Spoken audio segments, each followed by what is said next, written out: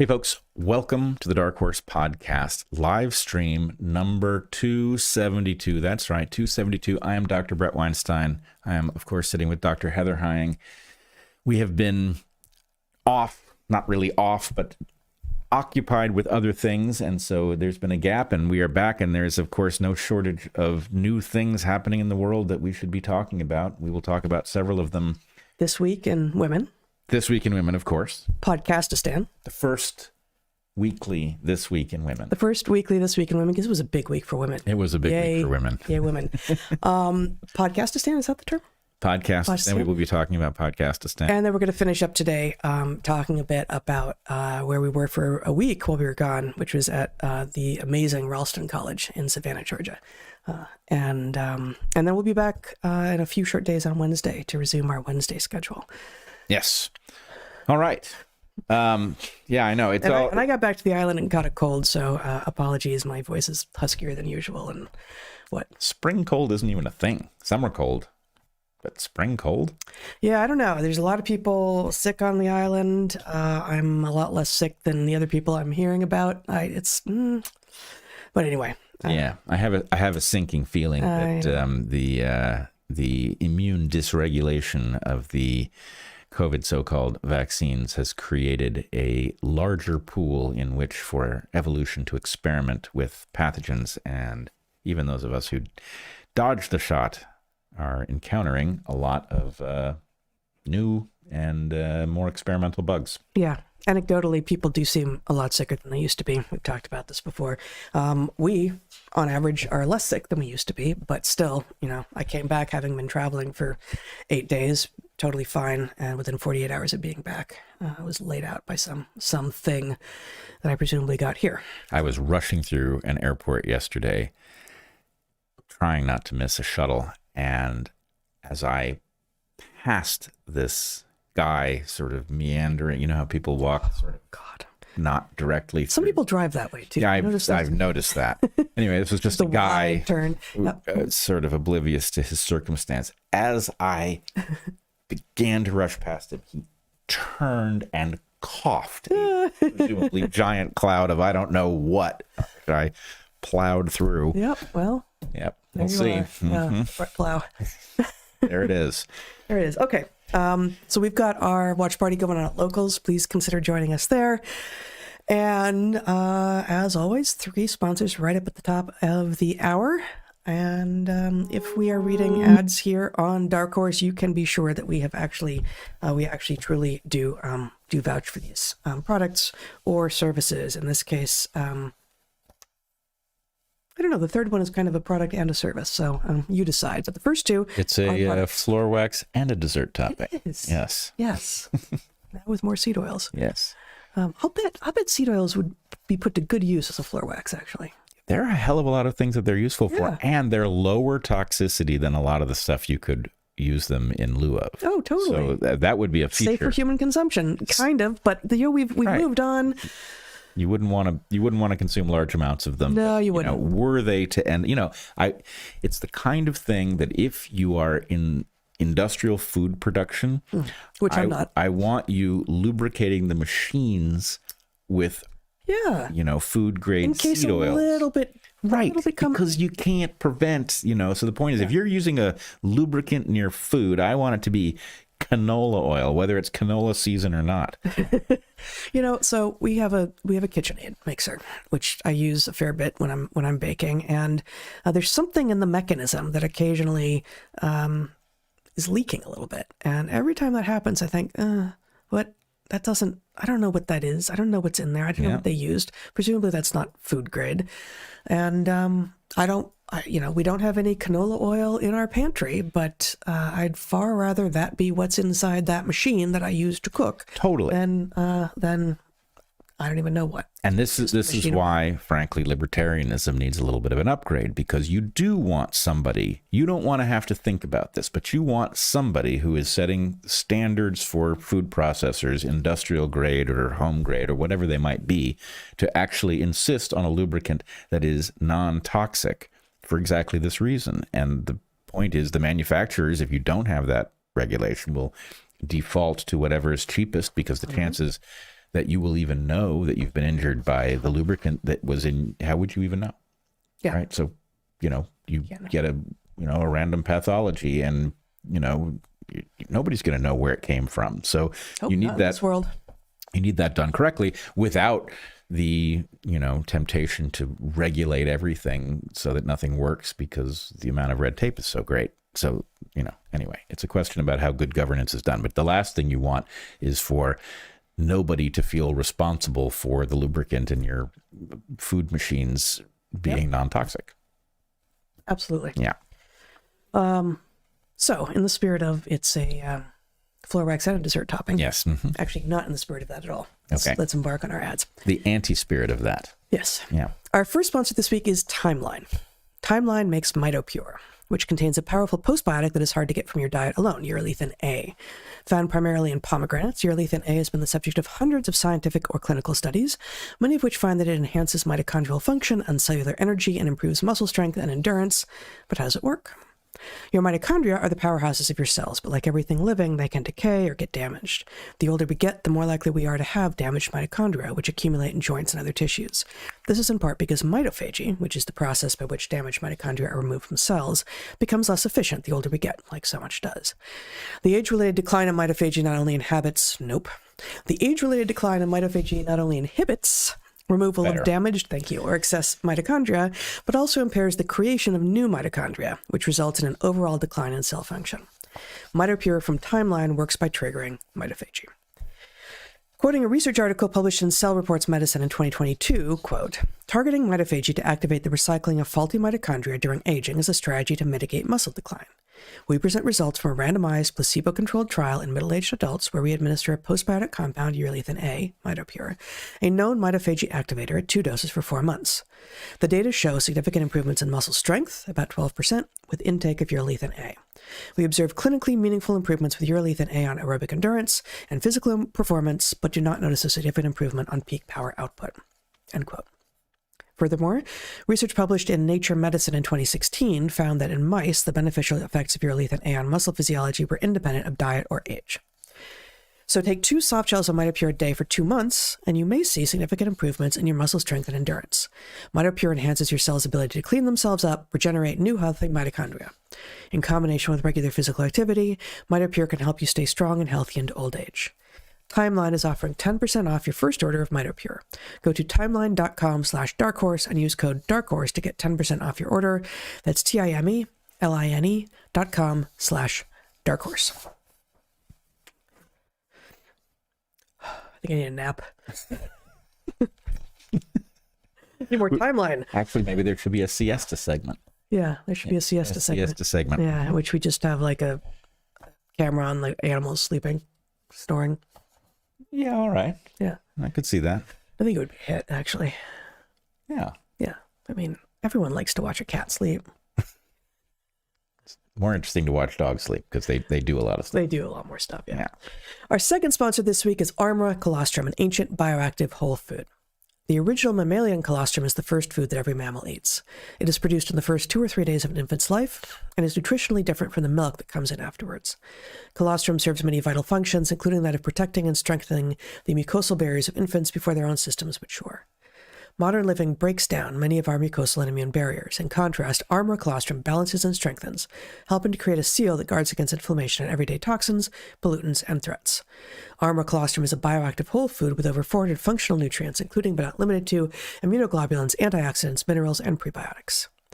Bovine colostrum has been used to treat cancer, heart disease, and rheumatoid arthritis, among many other ailments. It is a general anti-inflammatory, and its use in adults has been clinically shown to increase lean muscle mass, improve athletic performance and recovery time, support healthy digestion, and reduce allergy symptoms. ARMRA colostrum starts with sustainably sourced colostrum from grass-fed cows from their co-op of dairy farms in the U.S., and they source only the surplus colostrum after calves are fully fed.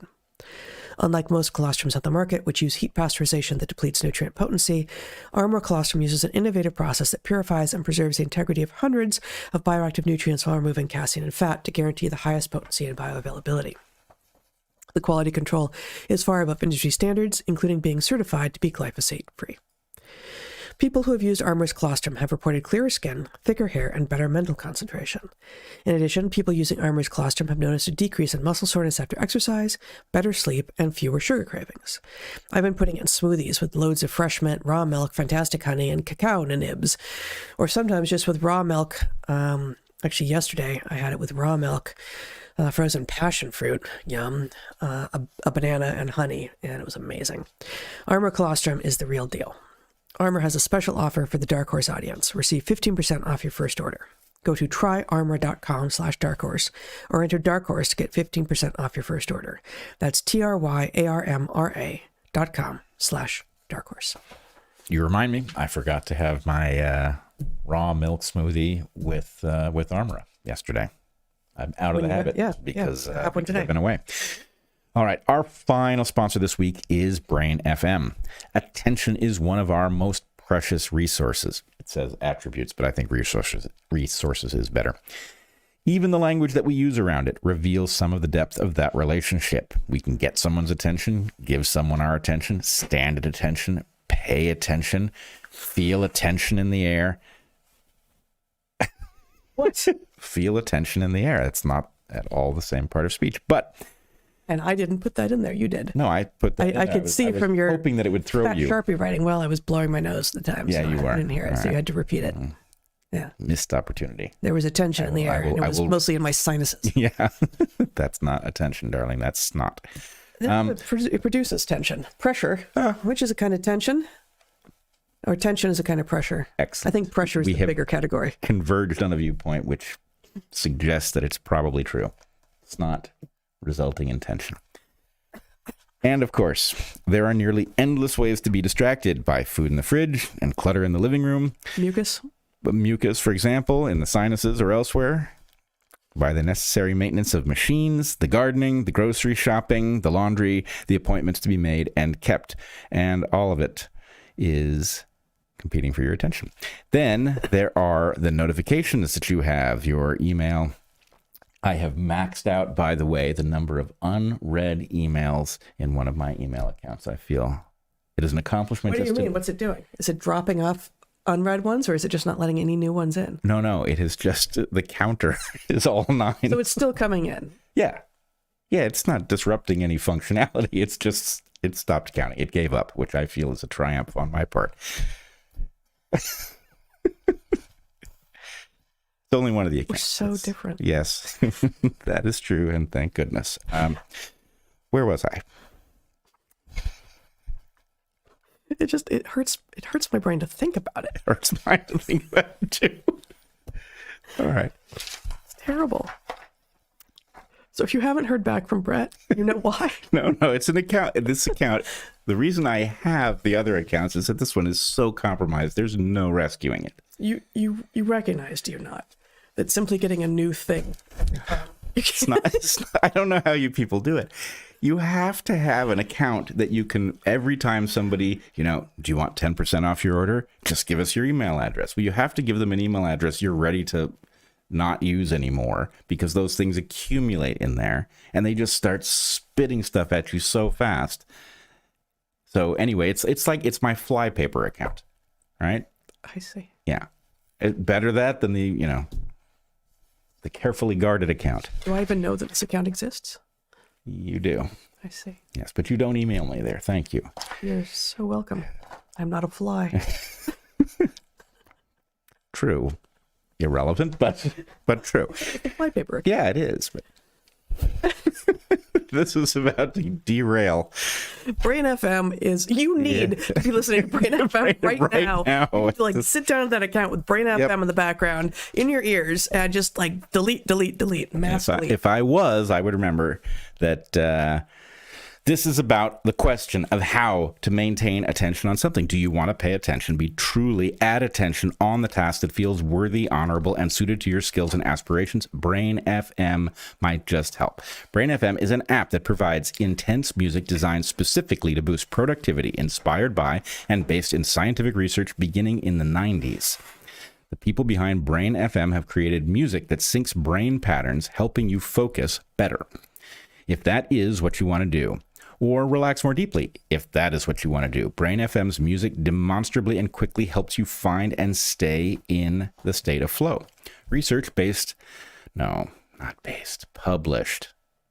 Based research published last year in the Journal of Communications Biology I hope found you're right. that it was based. Yeah, I don't know. Come on. I don't remember. Think about it. I mean, I'm including it in there, so I assessed it somewhat. I don't Yeah. know if it's based. Based research published last year in the journal Communications Biology found that listening to music with strong amplitude modulation, the exact music to be found at Brain FM, increases the ability of listeners to hold their attention on tasks. The amplitude modulated music found in Brain FM was found to be more effective than other auditory inputs at improving executive control and helping listeners engage in activity with sustained attention. Anecdotally, we have heard from several listeners who have had great success listening to Brain FM. Says one person of the dramatic effects of listening to Brain FM, I am now able to do one thing at a time and keep my brain in just the right place to facilitate being fully present. If you want to stop giving away your attention to the lowest bidder, I think it's still the highest bidder. If you want to stop giving away your attention to someone bidding for it, consider Brain FM to help you focus, unitask, and get stuff done. Get stuff done. That's right. It's a family show. Unlock your brain's full potential free for 30 days. Did I not write stuff? No, you wrote stuff. Oh. It's a family show. Yeah, we Right. don't always act like it. No. Yeah. We sort of do. But, you know, it's the nature of family. It's more complex than the brochures. We hear from families who say the kids listen. They do. Which is cool. Yeah. And so I apologize for all the F-bombs that get dropped. See, I'm tempted to say in response, hey, kids, if you're listening, stay in school, except I actually am not sure that's a good idea. No. Yeah. Run wild. Yeah. Think carefully about whether to stay in school.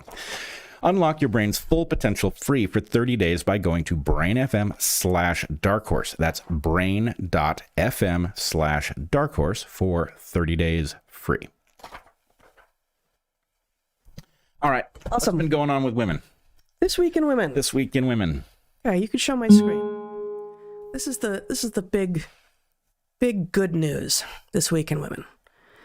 Trans women are not women. So that's this week in not women. No. Because no. This is This Week in Women. Those two women in this photograph on the above the fold on the Daily Telegraph, which is a UK paper, are indeed women, as are these women here in this article at Unheard by Kathleen Stock. This is I've read some articles recently from Unheard that I have been deeply unimpressed by. This is not one of them. Kathleen is awesome, and she does an excellent job of describing what happened at the UK Supreme Court this week. And I'm just going to read the first paragraph here. For much of the past 10 years, trans activist organizations have been directing an immersive theatrical performance across the UK, with participation virtually mandatory. Women have been forced into supporting actress roles, propping up the leading lady fantasies of especially demanding and sometimes dangerous men. And the progressive establishment has mostly nodded along, clapping like seals. But yesterday, so this was 3 days ago now, but yesterday the Supreme Court brought the final curtain down, rejecting the arguments of Scottish government ministers that possession of a certificate can change someone's sex. Eschewing the amateur dramatics to which we have all become accustomed, judges went with a famous line of Scott's poetry instead: "A man's a man for all that." So this doesn't change anything in the US legally, obviously. But what it does do in the UK is begins to absolutely shatter the collective delusion that we have been forced to live under for a long time now. So I will say there's something confusing to me about the fact that the UK seems to be ahead on this topic and way behind on several other topics related to things like basic liberties to speak. Well, I think you've got a few things going on in the UK, and I am not expert, but you've got a group of Scottish women who specifically have been fighting this fight, and I'm not going to go into the details of that fight, but they have been tireless, courageous, honest, and put up with a whole lot of stuff. Was it? that they should never have been forced to put up with, but they have been staunch in defending reality in a way that, yes, many of us Americans have as well, but they have been focused to a degree that I don't know that any organization in the United States has been focused. And furthermore, while there are people in the U.S. like Martina Navratilova, who have been increasingly vocal in their rejection of trans ideology, we don't have J.K. Rowling. And let's see if I can get this to... Oh, no. Before we go to J.K. Rowling, here's another headline from The Telegraph that results from the decision by the UK Supreme Court. Rapists can no longer claim to be women. Police forces are now expected to record sexual offenders by their sex and not their preferred gender following Supreme Court ruling. Well, that's a long time coming. Yeah.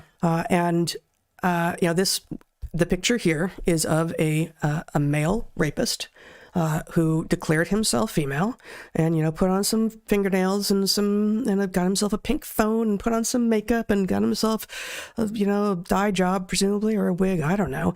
And got put into a women's prison after being convicted of 2 rapes.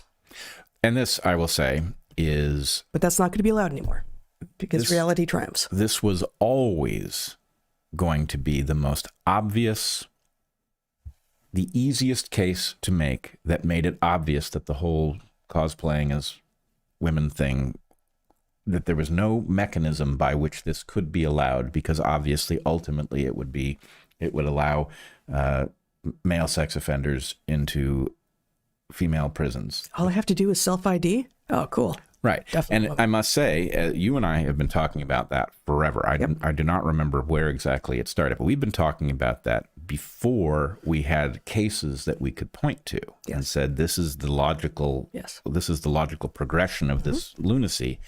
And then, of course, it's like Bill C-17 with Jordan Peterson. Jordan Peterson, you become aware of him sitting in front of the Canadian Congress saying, you're going to end up locking people up for using the wrong pronouns. And it's like, is that plausible? Yeah. And of course, we're long since at the point where courts are, in fact, doing all kinds of things based on the wrong use of pronouns. So this was always going to be,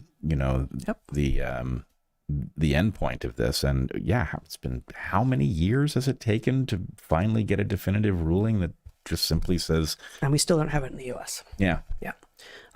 So here's... Oh, that's sort of out of order, but... Let me see. Well, I guess I don't have the one that I wanted to have, but she said separately, J.K. Rowling, that the people who won with this ruling are women and children and homosexuals and all women in places like rape crisis centers and prisons and bathrooms and sport and all of this. Here she is responding to someone named Dr. Helen Weberly, who has she, her pronouns in her Twitter account. Helen Weberly said, "We must not teach our young girls and women that all that someone who has a penis wants to do is rape them. It's just totally and utterly the wrong message. Penises are there for us to enjoy, not fear." Which is such an insane thing to say regardless. So Rowling responds, "Yes, what better message to teach a young girl? That if a strange man gets out his dick in front of her, she shouldn't be afraid, but enjoy it." By the way, she includes Helen Weberly is a pro-puberty blocker doctor who runs an online gender clinic. So we can see the financial incentives of the people who are showing up. Wait.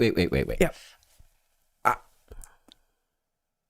I hesitate to even dredge this up from the absurd past. But here you have a woman, Dr.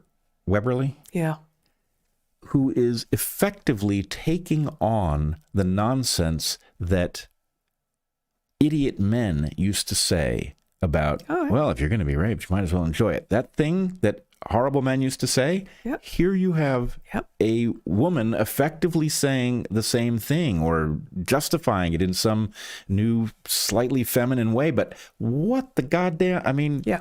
No, and I have, I spend time in this community-ish online. Like, I've talked to a number of people who call themselves TERFs, and and spoke at the GenSpect conference, the second one in Denver, a year and a half ago or so, and now know detransitioners and have friends who are psychologists in the community who are working with parents and also young people who have been confused into harming themselves.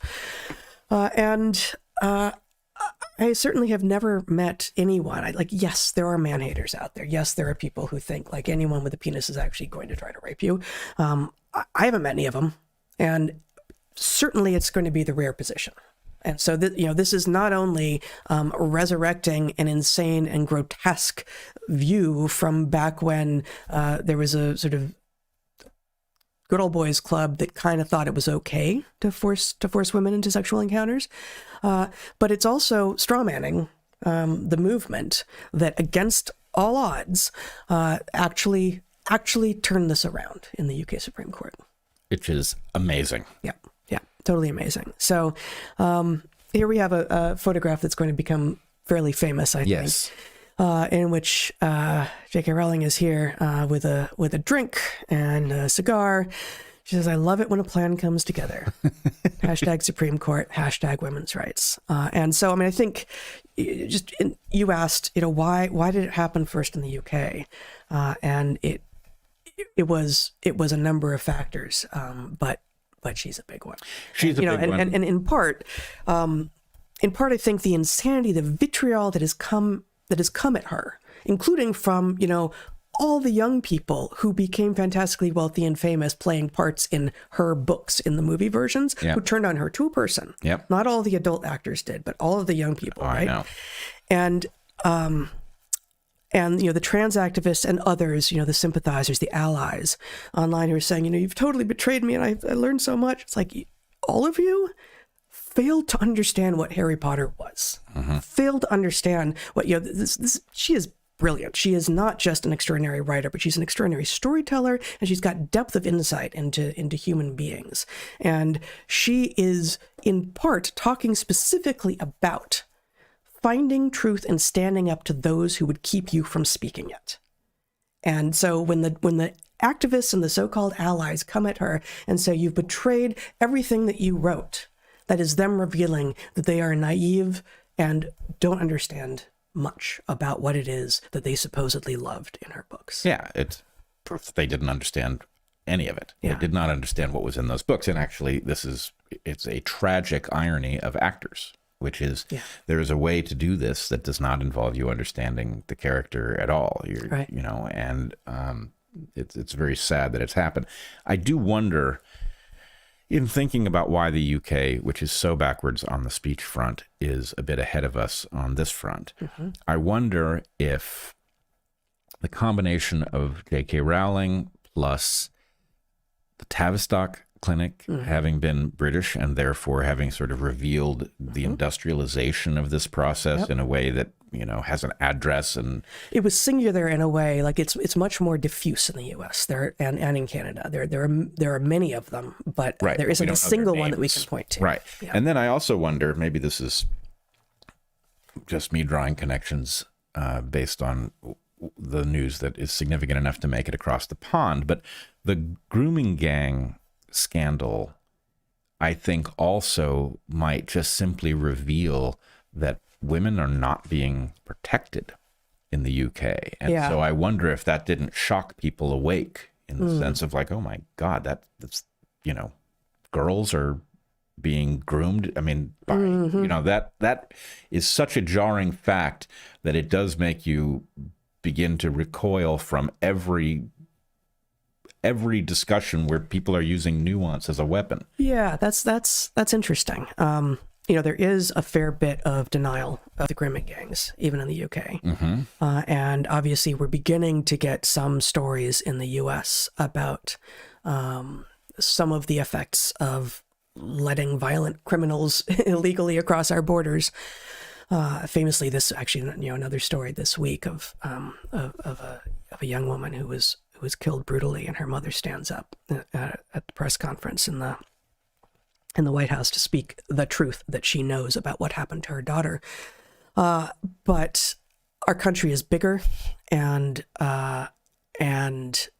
it hasn't been forever that we have been letting people in across a porous border, and we're not so close to where everyone is coming from, right? And not to put too fine a point on it, but the grooming gangs in the UK. I was just reading about this yesterday. I won't be able to cite statistics, but are far and away made up of South Asian men.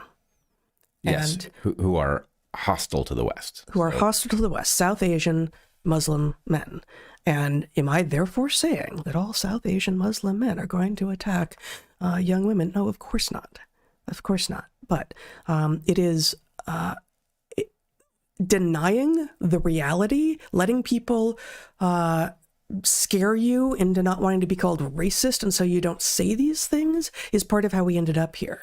And there is beginning to be this upsurge in the U.S. Like, you know what? I'm not going to take this anymore. The fact is, though, that as awful as the things are that are happening in the U.S., it's not happening at the rate or the density that it has been happening across Europe for a long time now. Well, look, I think you and I specifically have a toolkit for this, and it is the moment to lean on. The point is, this isn't about the religions or populations from which these people emerge. It is about whether or not you are going to prioritize lineage against lineage competition and violence, or you are going to join the West in putting those things aside and collaborating based on the fact that reciprocity is profitable. Yeah. And if we just simply maintain that distinction, we should never, never be letting people in who don't like the experiment. If they are hostile to the experiment coming in, I'm sorry, you're not welcome. Here's what we're doing here. I don't like it. I'm coming anyway. Find someplace else to go. Find someplace else to go. It's not our obligation to take you if you don't like the experiment. That should be the primary prerequisite. Then we can talk about all the other things. Is there room? What is the plan? Mm-hmm. But if you don't like us, sorry, that's a deal breaker right there. And that doesn't mean that you can't critique. Right. At all. That is not the argument here. The question is, are you on board with the basic program of we are not going to fight each other based on race? Right? Yeah. If you're on board with that basic program, then we could talk. If you're not, then the point is, oh yeah, you're the last people we should have here or in Britain or any of these places. And fight each other based on race or sexually assault people based on race. Well, but this is part and parcel of the same thing, because if you view other lineages as targets for displacement, then the point is they are not of human status to you. Yeah. It is not surprising that you will take advantage in every conceivable way. It is not surprising that you will find, laws against rape and murder and all of these things inconvenient because, they're protecting that which to you is not special. So why we're doing this to ourselves, there, here, I don't know, but it's an absurd mistake because it's not hard to calculate. It takes about a paragraph to figure out what the policy ought to be, and how we've simultaneously managed to not write that paragraph and adhere to it is a big mystery. Indeed. And, as we've said many times before, race and sex are not the same thing. Evolutionarily, in any way, really. They get lumped because they are categories that have experienced class-based discrimination in the past, but they really don't operate the same way. And with regard to the UK Supreme Court's ruling this week that trans women are not in fact women and you can't change your sex just by having a card that says so. No, don't show this yet. This is not where we are.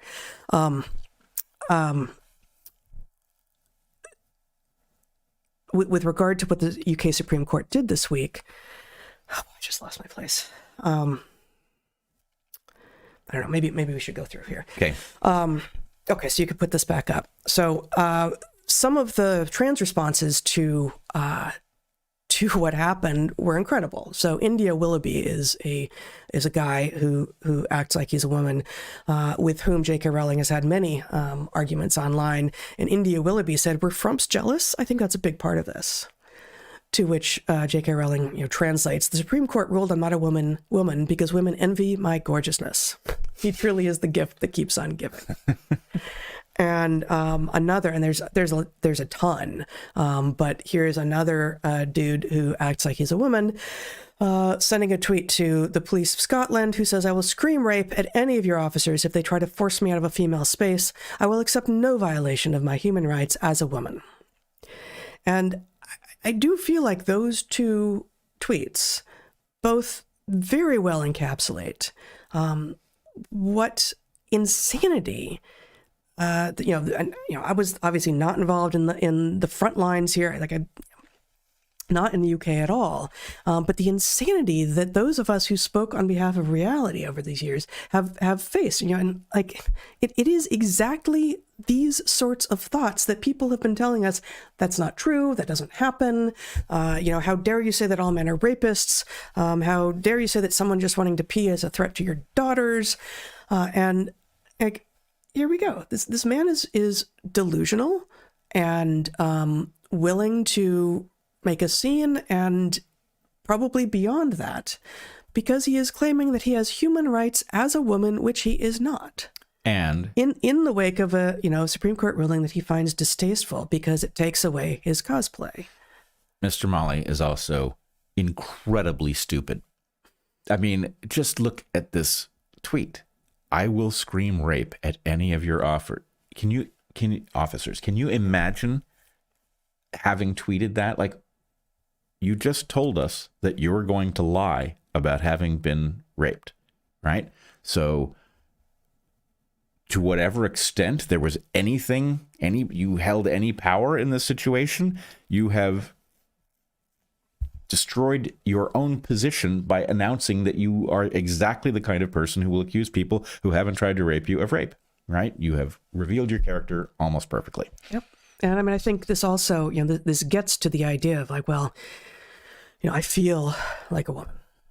I'm sorry, I'm a woman. What does it feel like? What is it that you are feeling?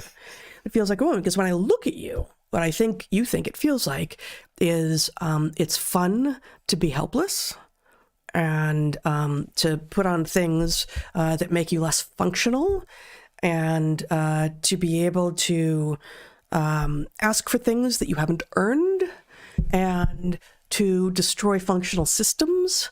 And frankly, the idea that any of those things have anything to do with what it is inherently to be a woman is grotesque, misogynistic, and vile. And frankly, this person and the last, grotesque, misogynistic, and vile. Yes, and I would point out sociopathic women exist. Of course. And this person is showing all sorts of evidence that to the extent that they aspire to be a woman, we know what kind of woman they aspire to be. Yeah. The kind who would a trans woman, that is a man pretending to be a woman, is in much less danger of being raped than a woman for simple biological reasons. So this person would destroy the observation of rape in order to escape responsibility for violating a norm. They would destroy the ability of a woman to invoke this who has actually been harmed by a man. And the point is, okay, that's sociopathic. You don't destroy that accusation quadruply so if you're not vulnerable to the crime. Yeah. No, that's right. And so, to go back to that second Telegraph headline, rapists can no longer claim to be women, because in the UK, rape is defined as involving a penis. And so you can't do it without one. And if you got one, you're not a woman. Yeah. End of story. Actually, there's something, I mean, it seems pedantic, but in the end, I think it is not. Rapists can, of course, claim to be anything they want, but we're not listening. Yeah, and the headline, the headline doesn't quite get it. It doesn't quite get it. Rapists can claim whatever they want, Right. as you say. They can claim they're a rhinoceros, but the police are expected to put what they actually are into their report, as opposed to, in this one way, go along with the delusion. Yeah. I'd have more sympathy at the rhinoceros claim. At least it's an announcement of the mental disorder. Well, precisely. And, we could go on and on and on about this, and we've talked about it ad nauseum, some might say, in the past, but it is often a mental disorder in young people that is then encouraged and facilitated and made permanent by the intervention of the so-called medical establishment, with first puberty blockers and then cross-sex hormones and then surgery. But this guy and many like him have a different kind of mental disorder. They haven't actually been confused into thinking that they're the sex that they're not, and that declaring themselves the sex that they're not and living their lives as the sex that they're not will resolve a gender dysphoria, which, is a new and made up term also. They're not confused. They're simply predatory. Yeah. And, by making that distinction and saying, oh, also there's lots and lots of ways that people end up, wrapped into this confused mess. But those are two very distinct things. And not all men who think they're women are predators, but some are. Yeah. Now, I would point out somewhere early in this segment, you mentioned that a list of people who win from this decision. Yeah. And there's something missing from it, which is people who have genuine gender dysphoria and are not trying to take advantage of it in a predatory way. The fact is, right, whatever the mechanism is that generates that pattern, there are people who are not looking to upend Western civilization or take advantage of its blind spots. And the sooner that we deal with the predators, the better for anybody who isn't in that category. Yeah, exactly. So I just pulled up the tweet that I had not included in my screenshots before, and you could show this here. So this is J.K. Rowling again saying, winners in the UK Supreme Court today. Women and girls, including trans-identified women, continue to benefit from maternity rights, etc. Gay people, freedom of speech, freedom of association, those at risk of discrimination for a belief in the material reality of sex. And then she continues, the fact that so many UK trans activists are shrieking about injustice says it all. You never had the rights you claim you've now lost. You had demands. Your sense of entitlement grew unchecked because cowards and idiots bowed down to your campaign of intimidation. No longer. And that's good. Yeah, that is good. Oh, and incidentally, the one of the top, her responses to one of the responses, maybe drop this now? The obsession has been scary, says some dude with he, him pronouns in his whatever that's called. She says, sorry to hear women defending their rights scares you. Maybe go fuck yourself. She has a way with words. Oh man, is she good.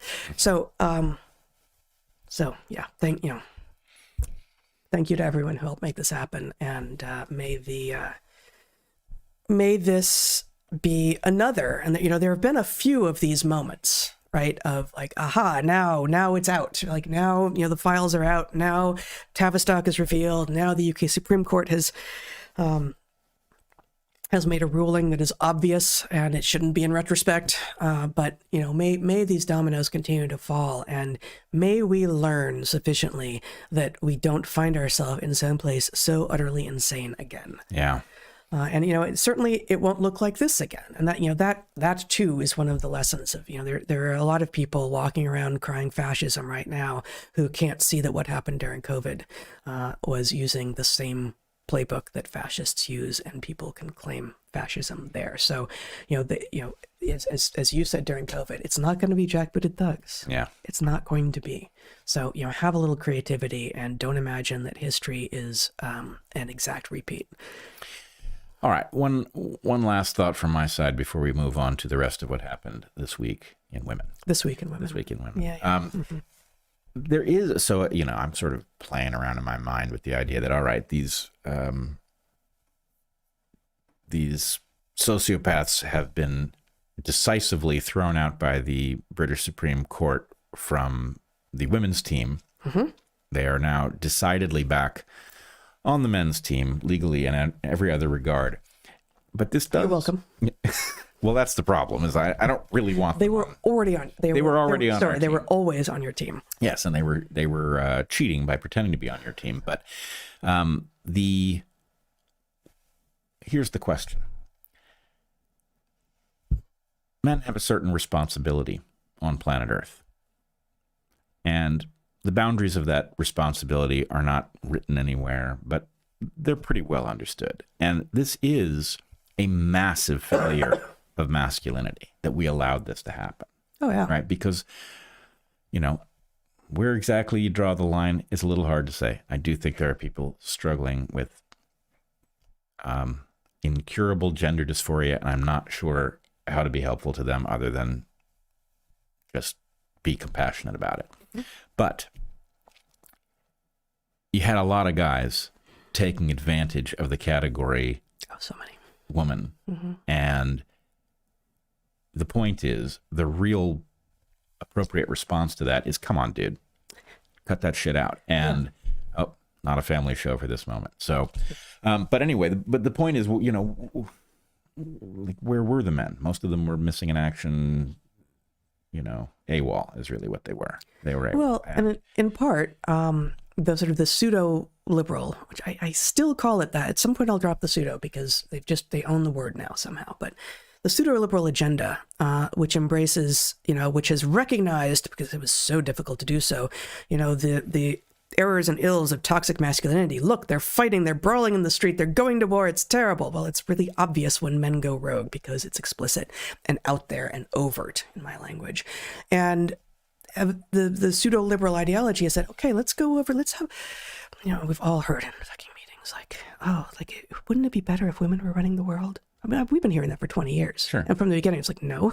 No, it would be better if smart people who are wise to their own capability of making errors and the eddies that they can find themselves in and their ability to change direction when they find that they've done something wrong were ruling the world. And that's going to probably be a mix of men and women. The idea of the feminine, the divine feminine is going to be the thing that we need to run the world. Well, no. So the toxic feminine has become the rule in many places. And, to that point, we will, return here shortly, I think. And part of what the toxic feminine does is it assures men that women do not want strong men. Women do, because, what strong is brutal. Strong is equated with brutal. And so what the toxic feminine leadership model looks like is women convincing weak men that what men should be is weak. And so they kind of embrace their weakness. And then a lot of men are like, well, I don't know why I'm not getting all that much attention, because actually women don't like weak men. Yeah. And it doesn't mean that a woman who says, I like a strong man, is saying I myself am weak. No, that is not the same thing. You can be strong and also like strength. In fact, if you are strong, you must want strength. Yeah. Otherwise, you're looking for a toxic relationship. So, all of these men who have been compelled to sit back and kind of let this toxic feminine tide flow over them and accept what the women are saying and then being surprised when it doesn't work out for them, stand up, find your balls, and do something real already. Yeah, I exactly agree with that. But I do want to go back. You said that maybe they own the word liberal. You're not ready to. I'm not ready to see it yet. It's not a question of ready. Okay. It's a question of when you pry it from my cold dead fingers. Yeah. And the reason for that is that I think actually what happened to liberal, progressive, left, all of that is the same thing that happened to women, which is you have a group of cosplayers. And what they're going to do is they are going to find any role in civilization that has power, and they are going to commandeer it, and they're going to shove the people out of it who actually deserve the label. So it is not an accident that you have, Joe Rogan and you and me and Matt Taibbi and Walter Kernan, whoever else being declared as, having left the left, which is not true. The values haven't changed. Right. We've all grown up a little bit, but the basic point is these people are who they were, and something else took over, the camp. But it's I think I've used this analogy before. Just because somebody captures your equipment on the battlefield and they're now driving around with a tank that has your flag on it doesn't mean they're friendlies. And so, something commandeered the term liberal, and the answer is, okay, that means you have to do a bit more explaining when you invoke it presently. Yeah. But their fundamental nature is self-promoting. And the point is, what costume do I need to put on to get more power? I'm putting that costume on. And it doesn't mean that they are women or that they are progressives or any of those things. They're fakers every time they do it, and they don't deserve to own any of these labels. And it's time to just simply call them out across the board and say, you're not what you're pretending to be. Go home. I agree with you. I guess for me, the words liberal and progressive are more like the word feminist, which is also a word that I have defended, have said, no, I still am, but I care less about it now than I did even a year ago. But feminist, liberal, progressive are human constructions. The words, of course, are all human constructions, but they describe ways of thinking about the world that are themselves human constructions. Excuse me. Whereas woman does not. Woman only describes a human construction insofar as a woman is defined as an adult human female, and therefore women couldn't exist without humans. But that's not a very interesting point. So, woman exists without there being people thinking about whether or not it exists. It's not a self-defined category. You can't leave it at will, and you can't join it at will. Right. So, but that's separate. Like, not only does it exist in the world, regardless of whether or not we have words for it or anyone has ever thought about it, but it's also immutable. Like you once you are, you are. And no one's born a woman.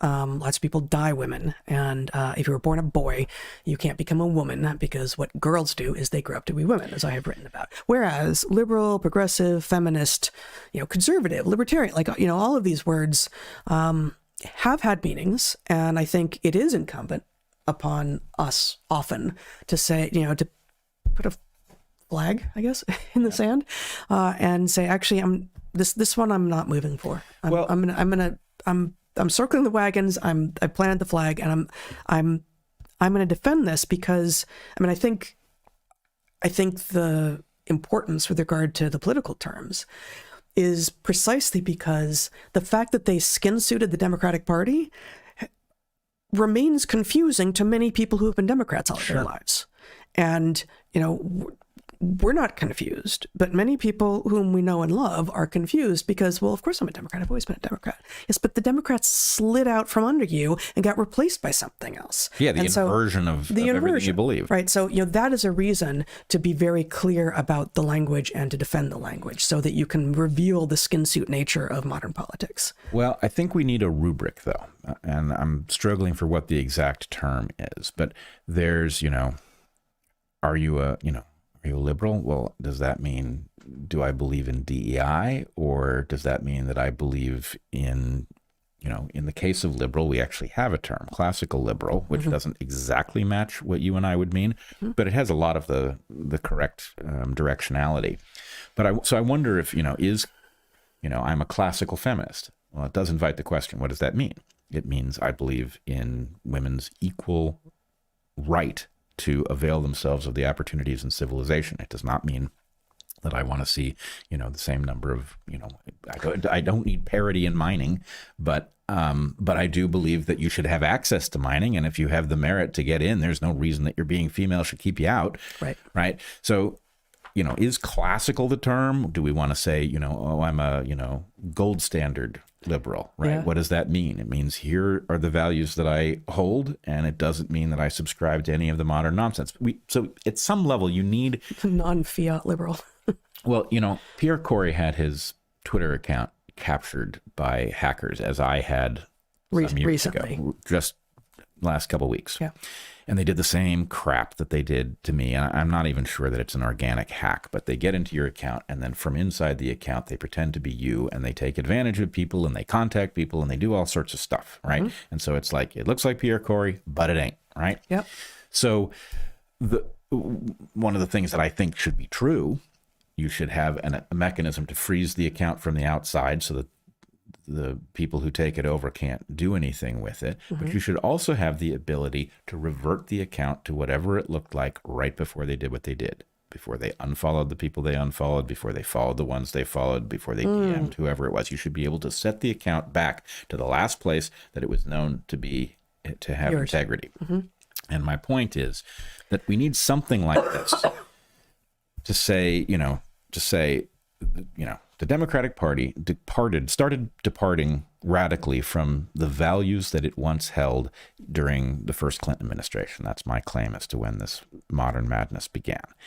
I would like to be able to say, actually, I do adhere to the values of the Democratic Party, but before this date and not after, right? So we need that kind of across all of the places where something predatory has taken over some label that matters, so that we can just at least have that conversation, right?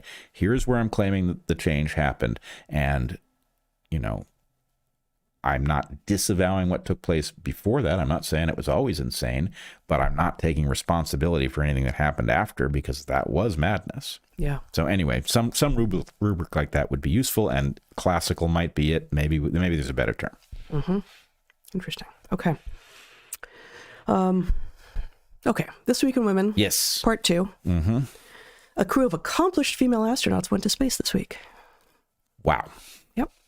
And they returned triumphant, all healthy after all that time, having done all of the work in advance that is necessary to become a skilled astronaut. There's a lot to be said here. Yeah. Blue Origin, which is the company founded by Jeff Bezos, which claims to be about research, which a little more on that soon, is of course really about commercializing space for rich people. That said, maybe commercializing space for rich people sets the stage for more people, plebes like us, to go into space someday. I'm enthusiastic about the idea of space exploration. I remember in middle school, a friend of mine declaring, this was during the space shuttle years, so like early 80s, saying, we shouldn't be spending any money. NASA should be defunded. You've seen these bumper stickers, right? Like NASA should be funded by bake sales and, this sort of thing. She said, we shouldn't be spending any money on space until we solve all the problems here on Earth. And, we've all heard this sort of thing, but I heard it first from a friend when I was like 12. And I thought at the time, that's bullshit. Yeah. That's total bullshit. And, we were both born a couple months before the moon landing. And we obviously weren't conscious of it, but we watched it. Yes. And not together. We were not allowed to participate, but we did watch. Yeah. And so that, that in both of our families were sciencey and engineering-y, and cared about it and thought it was exciting and wonderful. And so we grew up with that excitement, and then, watched it fade a little bit as the space program seemed to not be caring anymore about reaching that far out. And then the space shuttle program was happening. And then, of course, it was met with some disasters, and we kind of canned that too. And the U.S. hasn't been doing much. And I'm sure there are people at NASA who would disagree, but we haven't had manned space exploration for a while. And so, the fact of private endeavors going into space is not something I object to. And there were plenty of people who were saying the whole thing is a sham. None of that ever should have happened. But that's not where I am, as you know. It is also true that NASA is being defunded by Doge, in part. NASA is not being hit nearly as hard as, for instance, USAID, but NASA is taking some hits, and that leaves this niche wide open for private enterprise. Except, and here's the little tweak that you're not going to see coming, and we are going to get back to this like amazing moment in which all these skilled women go into space. Not. But this, and here you can show my screen here, Space News reports that SpaceX ULA, which is a joint venture of Boeing and Lockheed Martin, and Blue Origin, just won $13.7 billion in U.S. military launch contracts through 2029, with SpaceX taking home the largest amount and Blue Origin the smallest amount. This seems to run counter to what Doge is doing. I'm not sure how. Wait. I'm not sure why that is. Because I don't know anything about this. This could be a boondoggle, or it could be that's a good price to pay, and that the value. I don't have any way of knowing. It seems like a lot of money, but Well, I don't know about a lot of money. I mean, yes, it certainly seems like a lot of money. Doge is tearing apart lots of things that seem important and functional. And again, I'm not opposed to going into space, and this is being described as military launch contract. So this may be about it's the DoD whose budget it came out of, the Department of Defense.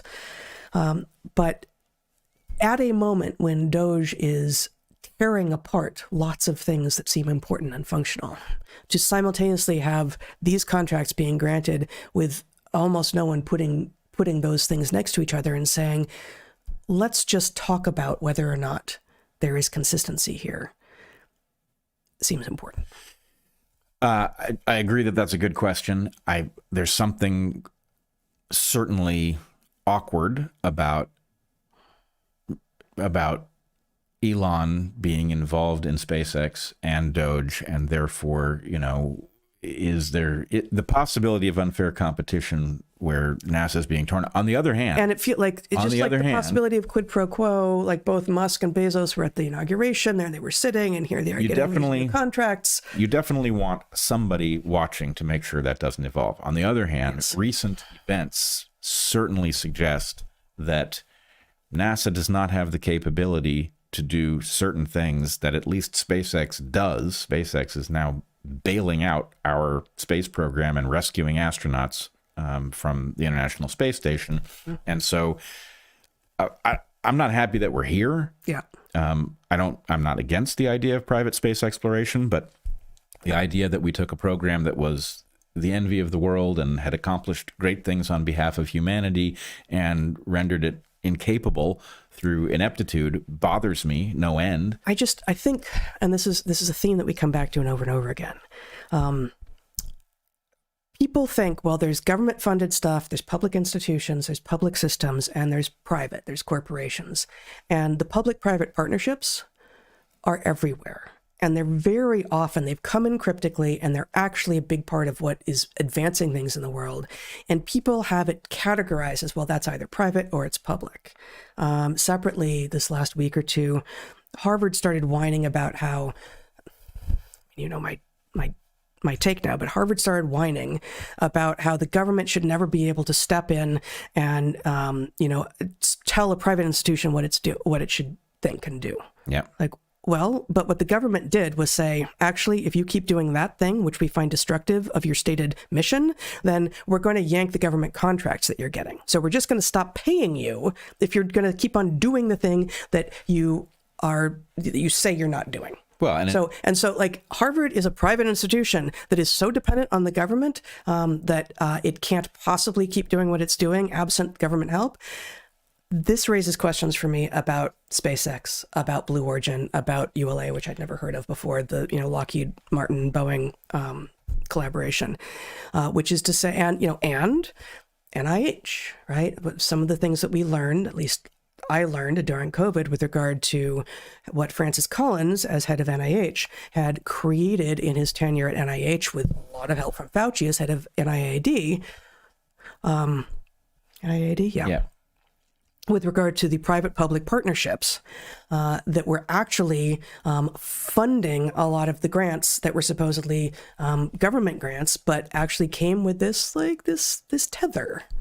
This tether that meant that it was very hard to ask questions that, or get answers that, went against what the pharmaceutical funders actually wanted them to find. Yeah, and in fact, the dependencies tell the tale.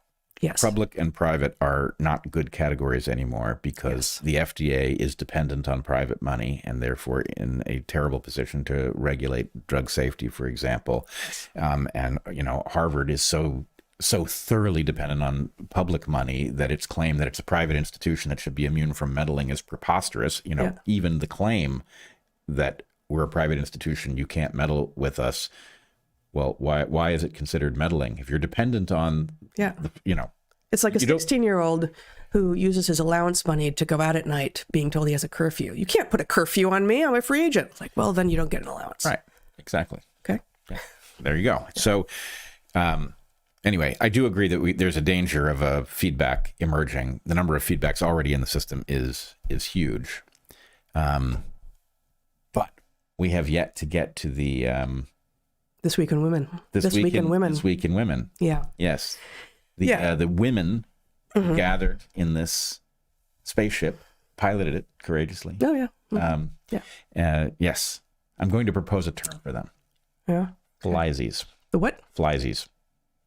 Just go with it. Flysies? Flysies. Why? So that when they get back, we can call them floozies. No. All right. No, Okay. because I mean that just picks up on no.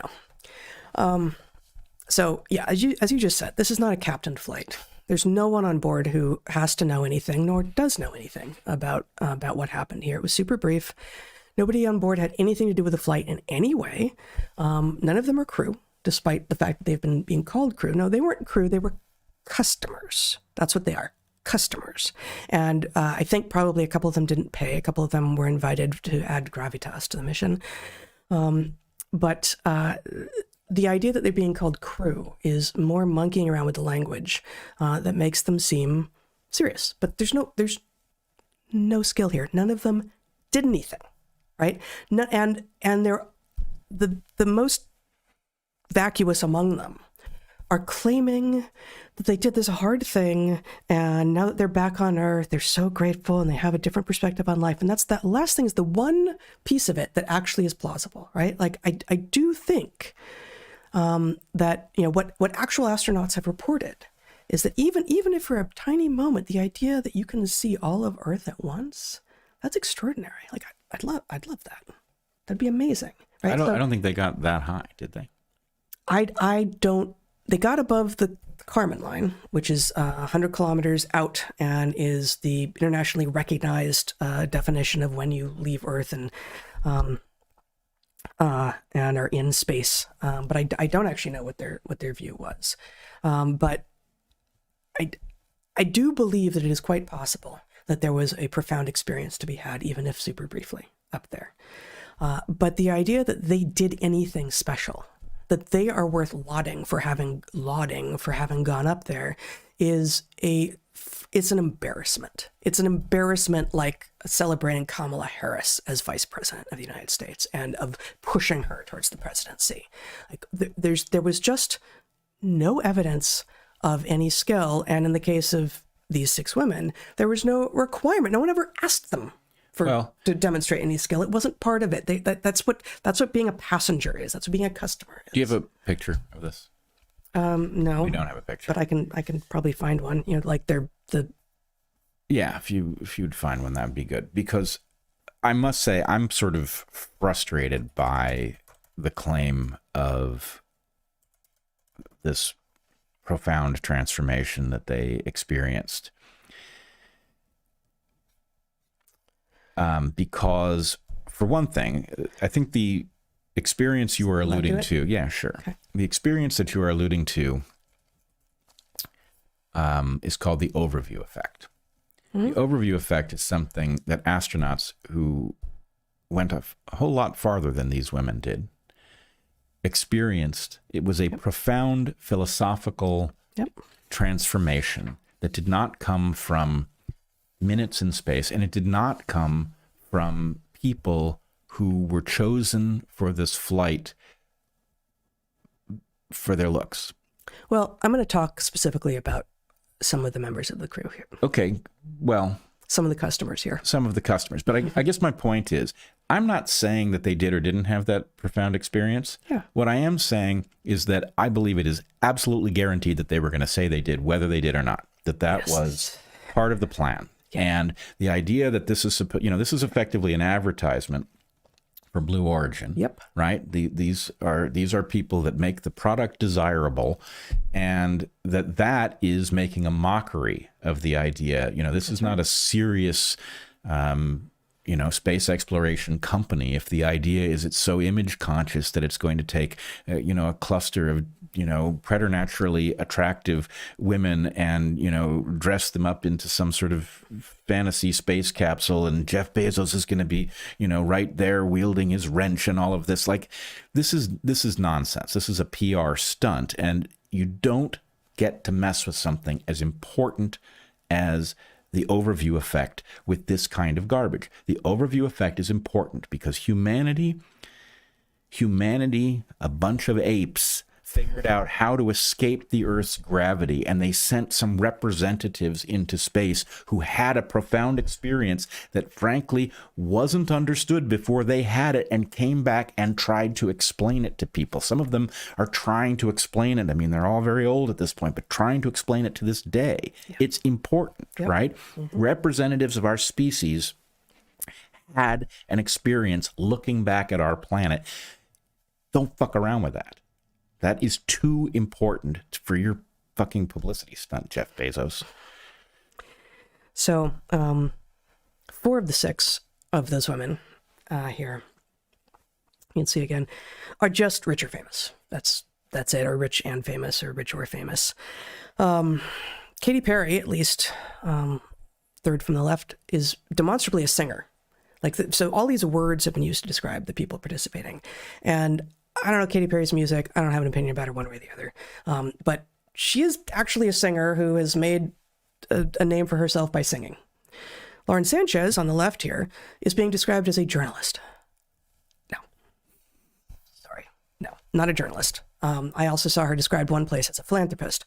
Well, only since you hooked up with a really rich guy. So in some ways, at least 4 of these 6 women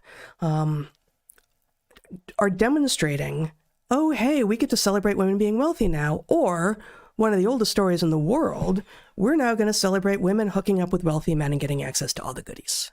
Like, that's the thing being celebrated here, at least with regard to Lauren Sanchez. I don't know anything about beyond, I went looking for what she had done as a so-called journalist and find no evidence that she's ever been a journalist per se. That said, 2 of the 6 women, let's see, it's Amanda Wing, is how you tell me that last name is pronounced. Yes, the last name that is spelled Nguyen, yes. And Aisha Bow, I'm afraid I did not look into how you pronounce that. So second from the left, that's Amanda, and second from the right, that's Aisha. So I'm going to need my screen back here to find the next thing I want to show. So Amanda, and don't show it yet. Both Amanda and Aisha actually have some background in engineering or aerospace. Now, Amanda, actually, you can show this screen again here. Amanda, second from the left. One of the things that is said about her every time anyone discusses her is that she's the first woman of Vietnamese heritage to fly in space. Great. Maybe I'll get to be the first woman in San Juan County to fly in space. The particular nature by which we are identifying ourselves is so stupid. And similarly, Aisha Bow, second from right, is being defined as the first woman of Bahamian descent to fly in space. Again, who the fuck cares? I see it. Okay, these are not white women. And they also have some background, and we'll get into it here, some background that is potentially relevant to actually engaging in space flight. Not that was relevant here, not that it was necessary here. But the idea that the first woman of Vietnamese descent, the first woman of Bahamian descent, that's something we should be caring about. How did we get to such a stupid place? Well, how did we possibly get here? I mean, you get it. There's a diminishing returns problem, right? Early on, as these are actually difficult achievements, there is a tendency to celebrate somebody who comes from a surprising place and ends up, accomplishing something or being part of it. But they didn't accomplish anything. Right, exactly. The point is, this is an amusement ride. Well, this is what I was exactly going to say. This is like, Disney on steroids, and it's actually Disney on a lot of estrogen pretending to be on testosterone. And it's the same confusion. It's do we go with stupid tech bro culture or insipid and banal, go girl female empowerment culture. They're both dumb. Like, let's get beyond this. Let's actually return to a meritocracy and celebrate people who can actually think and solve problems and be creative and lead. Well, I do think part of it is a linguistic issue, accidentally so. The term astronaut, so there was, if I understand my history correctly, there was a debate early on in the manned space program, the American manned space program, about whether or not the human beings involved were pilots of these crafts or passengers of these crafts. Mm-hmm. And astronaut came to be synonymized with effectively like the engineers on ships. These were people who were intimately involved with the spacecraft, ready to solve problems, ready to take over command at the point that it needed to happen. Of course, but without ground control, things were going to go haywire. They were going to go haywire, but the point is they were, in some sense, they had roles on the spacecraft that were integral to the mission. They were not. That's right. They were not cargo. Yes. And the point is, so the term astronaut became that. And then what is the qualification for being one? Well, for that long period, all those decades in which you would never send anybody to space who didn't have an important role on the mission because every ounce that you sent up there was precious. The point is, astronaut continued to mean that you were intimately involved in the mission somehow. Yep. And then probably at the point that during the Reagan administration, the teacher, was it Krista McAuliffe? I think so. The teacher was being the one who was killed in the Challenger disaster was, and in fact, her presence on the mission had brought a lot of attention to a part of the space program that was getting less attention. And so there were a lot of eyes on that mission. And then they died spectacularly in this, national trauma event. But anyway, the point is her presence there was about a kind of, optics. Mm-hmm. And, arguably it had a noble mission, which was the idea was, how do we get kids interested in things like engineering? But no one pretended it wasn't. Right. It was all straightforward. But the point is, so the she term wasn't pretending to astronaut, be an engineer or a scientist. right. But, was she an astronaut? And the point is, astronaut, what's the qualification? Oh, you go into space. Everybody who goes into space is involved in the mission. And then we start breaking that rule where it's like, well, actually, now you're not really in the mission. You're there because the kids back on Earth need to see a role model or something like that. Yep. And now it's gone from role model to spokesmodel. And the point is, those people ain't astronauts. Those are space tourists. Yeah. And if you call them space tourists, you're literally describing their role in the mission and not elevating them to some status of space trekking, intrepid human with technical knowledge that would, put you to shame. It's not that role. And we need to start thinking of it that way. So 4 of the 6 were just famous or wealthy, or both. But 2, as I said, Amanda Wang and Aisha Bo, actually had some background that was relevant.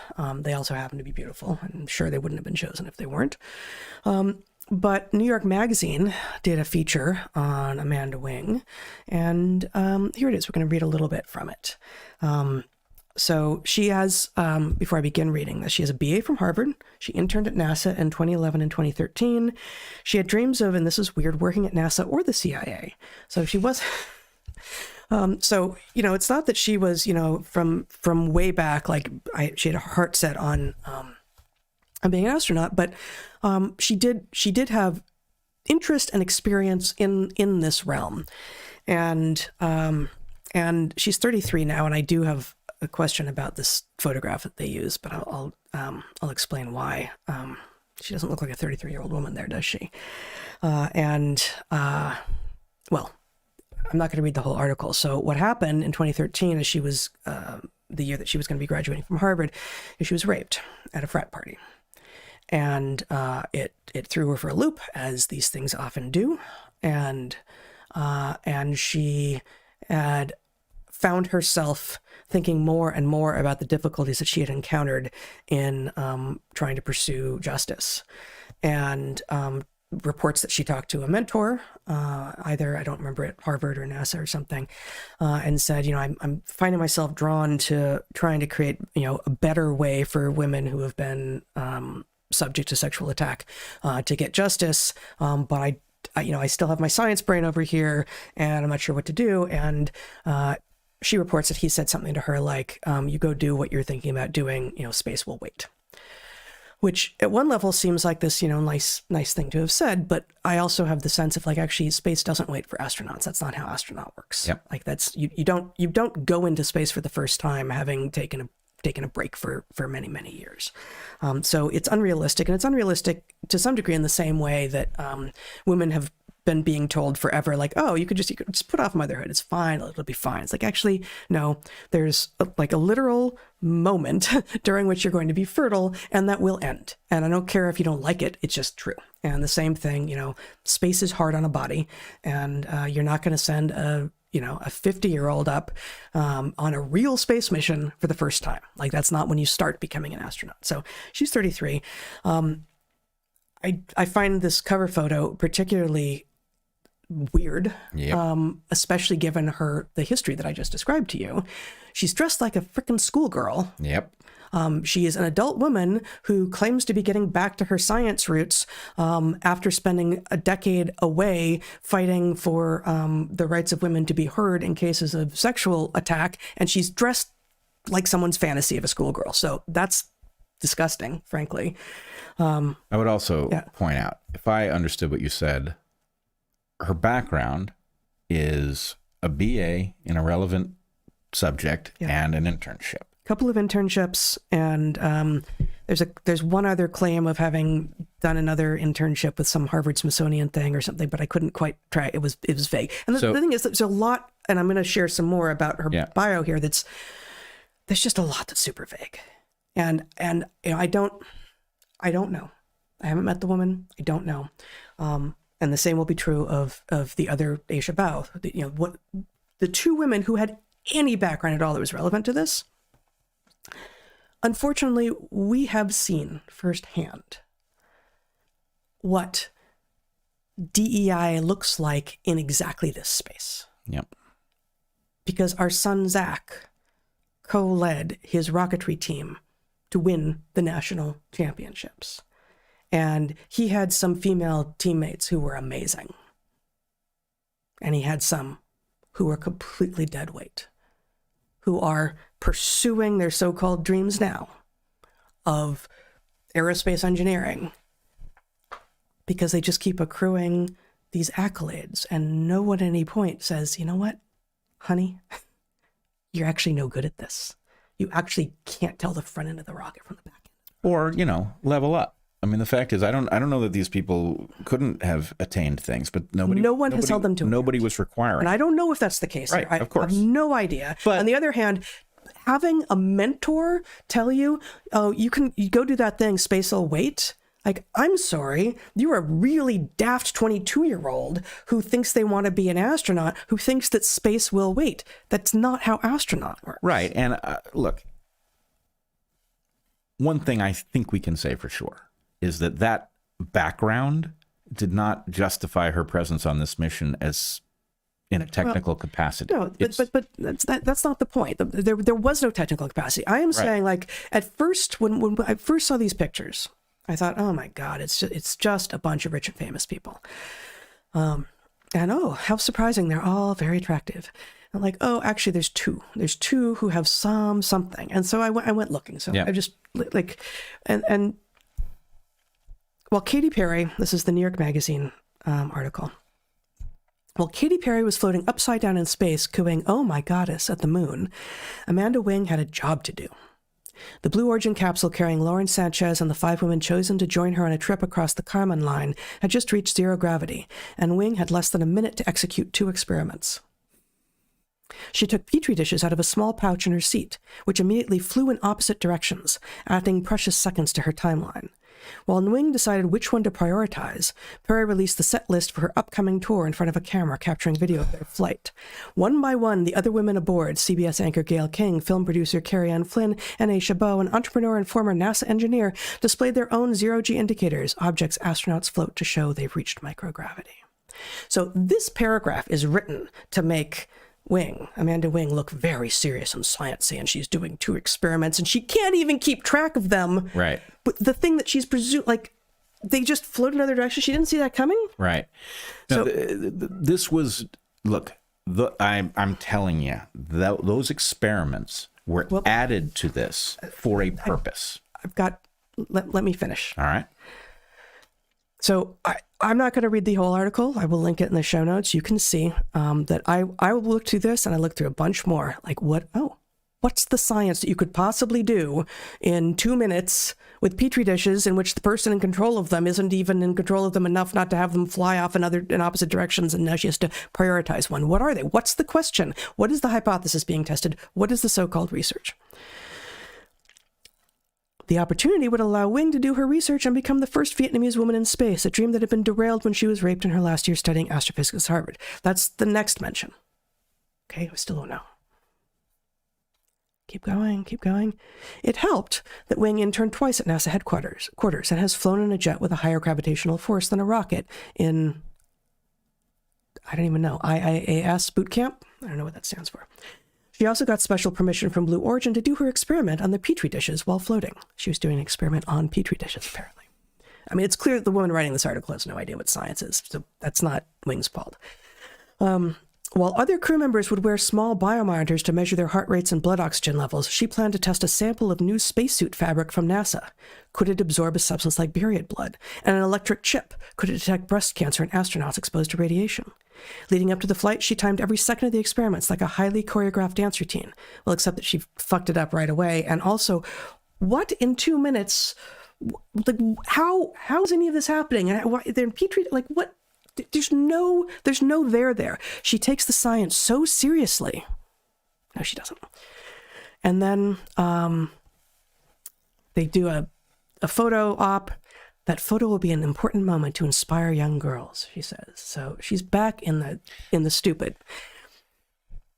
All of the women on board have echoed this sentiment ad nauseum. Any type of person can reach their dreams, Perry told Elle in a glossy pre-launch interview. We are inspiring the world right now, Bo said after the capsule touched down. But listening to Wing talk about her experiments and her interviews was more energizing than any of these platitudes. Well then, how about sharing some of that supposed energy around science, none of which is evident in this article? I'm not wealthy, and I'm not a celebrity, Wing is quick to point out. I'm here to do a job. What job is that? She's jonesing to dig into the data from her experiments, but that will have to wait. So I've got more before you jump in here.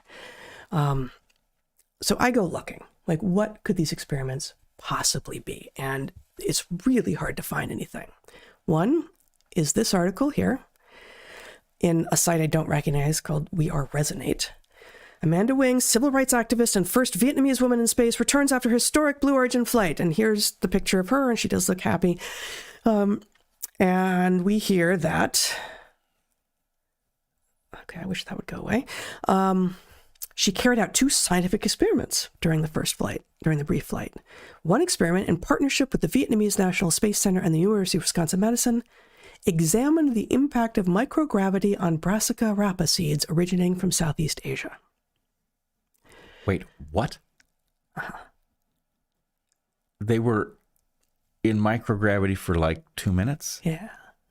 What 2 minutes of microgravity does to brassica seeds? No, Brett, but it continues prior research conducted on the Mir space station and a past New Shepard mission. So it's just a continuation of really important, good research, because these seeds, you'd want to know, wouldn't you? What the effect of microgravity on seeds is, because what do you need to grow stuff in space? And now we can know, and she's going to dig into those data. So this sort of but there's more. It alludes to an interesting experiment that has been done many times, in which you allow seeds to germinate in 0G. And see what kind, like, tropisms are real, right? That's real, right? That does not take... Hold on, tropism referring to what are the forces that a plant either grows towards or against. So you've got phototropism towards the light, and gravitropism with the roots growing towards gravity. And what will happen without gravity, without the sun? Like, how do the plants respond when they are normally queuing off of these external features? I can tell you how seeds respond to microgravity for 2 minutes. They don't. They don't, exactly. But she really wants to dig into the data, except that then I find this on MIT's site. Amanda Wing carries MIT research projects into orbit. So that doesn't sound like she's doing much more than, carrying research objects into orbit. And it goes on. I'm not going to, again, go through the whole thing, but at the very bottom, it admits, after the flight, which includes the first all-woman crew on a Blue Origin mission, MIT and Media Lab researchers will analyze the performance of the materials and work with Wing to publish the results. Of course they will. Of course they will. So she's going to have her name on a paper that's going to make it look like she was doing something, when with this entire, so there's something like some other person, I think it was actually a woman, an actual female scientist, invented a new kind of fabric that may be useful. And specifically, they were talking about like what happens if you menstruate in space. Like, I don't know, and will they absorb and all of this? But this person who went up into space for 2 minutes isn't even going to be part of the figuring out what it means at all. I don't think you're going to learn much in 2 minutes, right? Regardless, in terms of the material science, even if it needs to be done. 2 minutes isn't enough. The seeds didn't need to be taken out. Why'd she lose control of the petri dish? All she needed to do was bring it, right? Totally. What was the point of that, right? Yep. There's no point to that. It's obviously a stunt. Yep. And I do think that what you're looking at here, can you put the picture of the astronauts back? Yeah. Hold on. I don't know where they went. Nope. Hold on. So my claim is that this is actually a Rorschach test. If you are a straight man, this is Charlie's Angels Space Edition. Yep. Okay. This is a sex fantasy, something, 0G, whatever. And they doubled. There's even more of them than there used to be. I think there were 3 angels, weren't there? So I don't remember how many angels there were. I was never a straight man, important but part of the narrative. But yeah, congratulations on never having been a straight man. It's pretty You're good. welcome. Thank you. That's a genuine thank you, and you're welcome in the wrong order. But okay, so this is Charlie's Angels if you're a dude, right? Yeah. And this is Space Barbies if you're a girl of a certain stripe. Woman. No. You're talking about a girl. I'm talking about the idea that it's like, oh, and there's the scientist and the petri dishes and the seeds. He's hard. Right? The point is, I mean, the thing about Barbies, right? Mm-hmm. And I don't know. I ain't never played with a Barbie, but my sense is that the idea is it's poses that you strike and costumes that you wear. And, and the point is, oh, the scientist, studious Barbie and the adventurous Barbie. Can you strike poses in Barbie? Do you know, Jen? Do they articulate? I don't know. They're not articulate. I literally got given a gift of a Barbie once, and I never opened the box.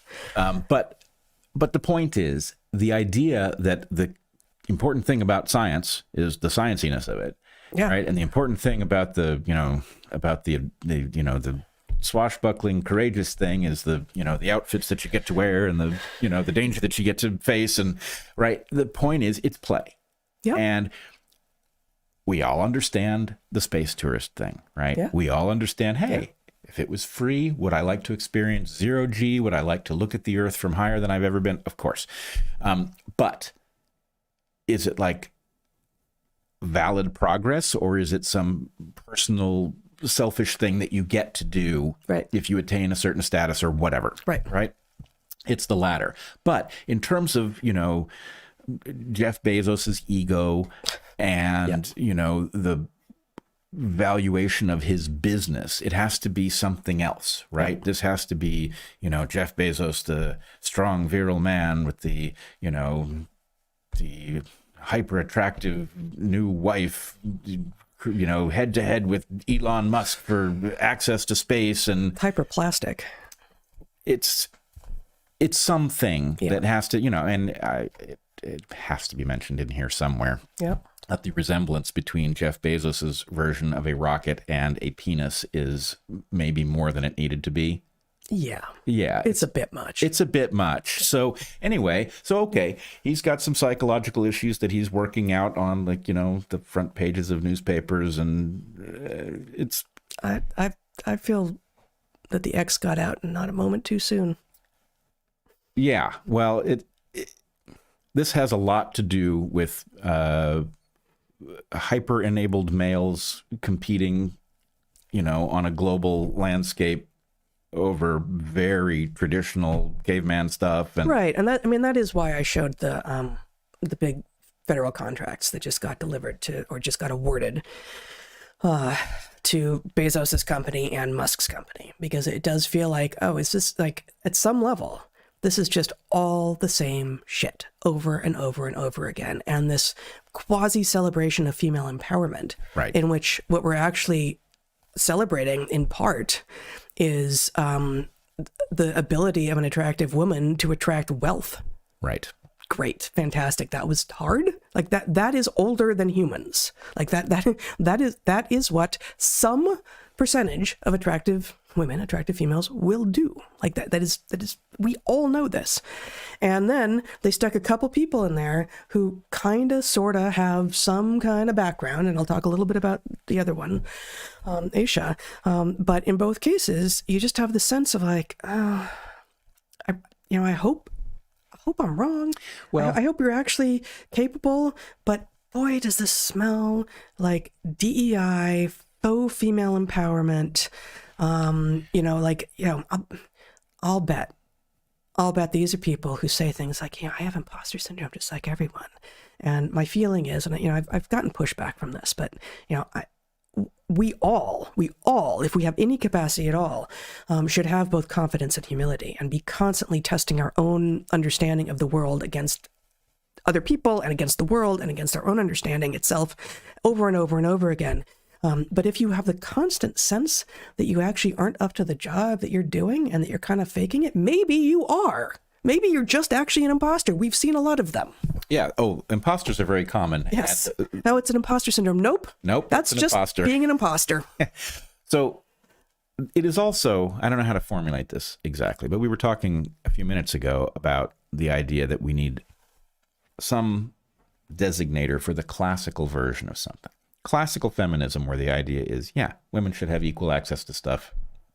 If they have the merit, they should have equal access to the opportunity. Yep. Well, okay, we've got that.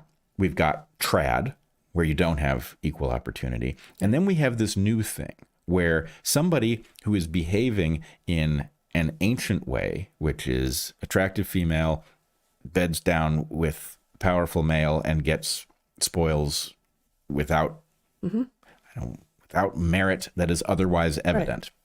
Without requiring merit. They might have it, they might not have it. May have merit, but she didn't need it. It was not what got her the job here. Yeah, right. But the point is, okay, so then you bed down with the powerful, wealthy guy who happens to have a private space program, and he dresses you up as if you're a hyper-accomplished engineering type and launches you into space, and then it gets reported on as if you're accomplished in this way. And the point is, it's not even to the level of feminism. It's like reactionary. You're using an ancient mode to gain power through sexuality, right? And then you're being promoted to the head of the feminist line, where it's as if you've accomplished great things, and it's like it's a transfer of credibility from women who have actually accomplished things to somebody who used sexuality to get somewhere. Which is why I say this is exactly like Kamala Harris. Yeah, it is.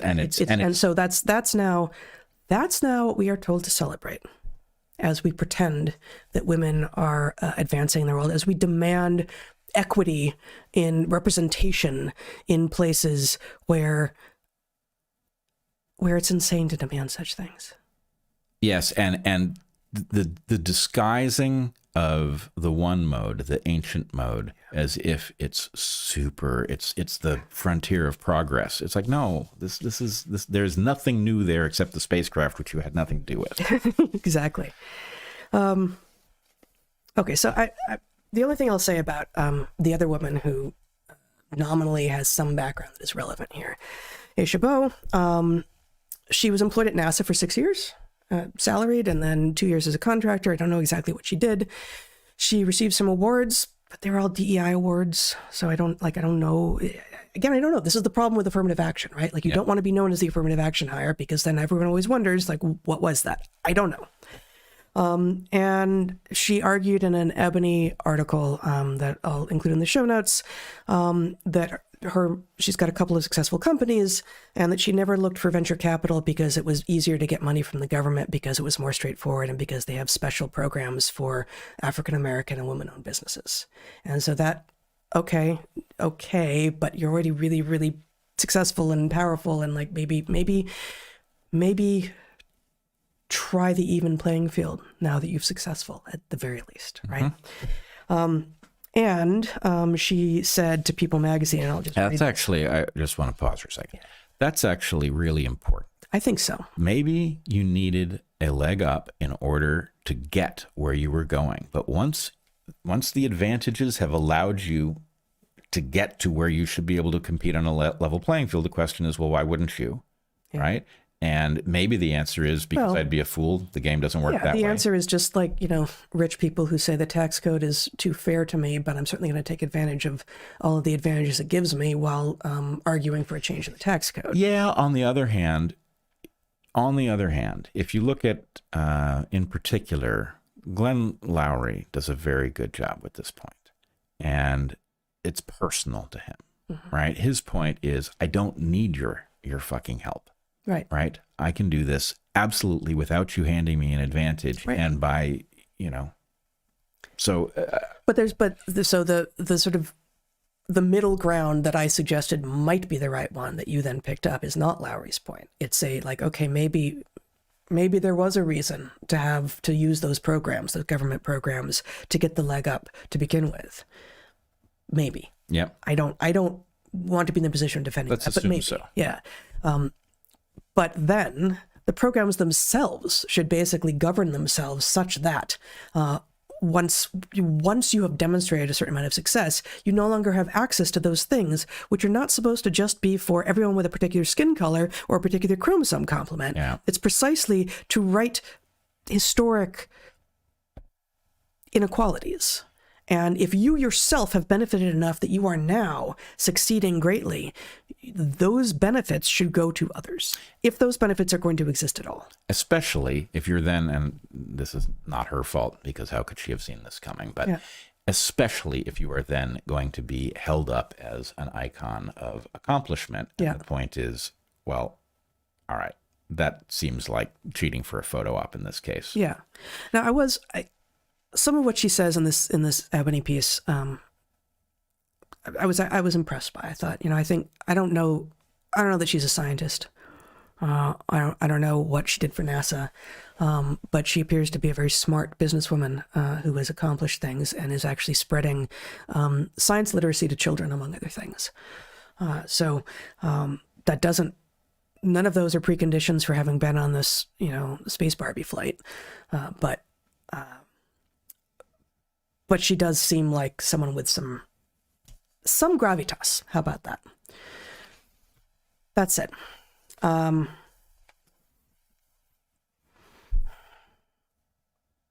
It's an embarrassment, as we talked about. They are being lauded as the first all-female crew in space. They're not. And the term crew. They're not for two reasons, though. And they're not for two reasons. One of them being they weren't crew, right? They simply weren't crew. The second being that back in 1963, there was a Russian cosmonaut. Oh, yeah. Valentina, you can show this, Valentina Vladimirovna Tereshkova, who was still alive, who's 88 years old now, who was a Russian politician. And at this point, at 88 years old.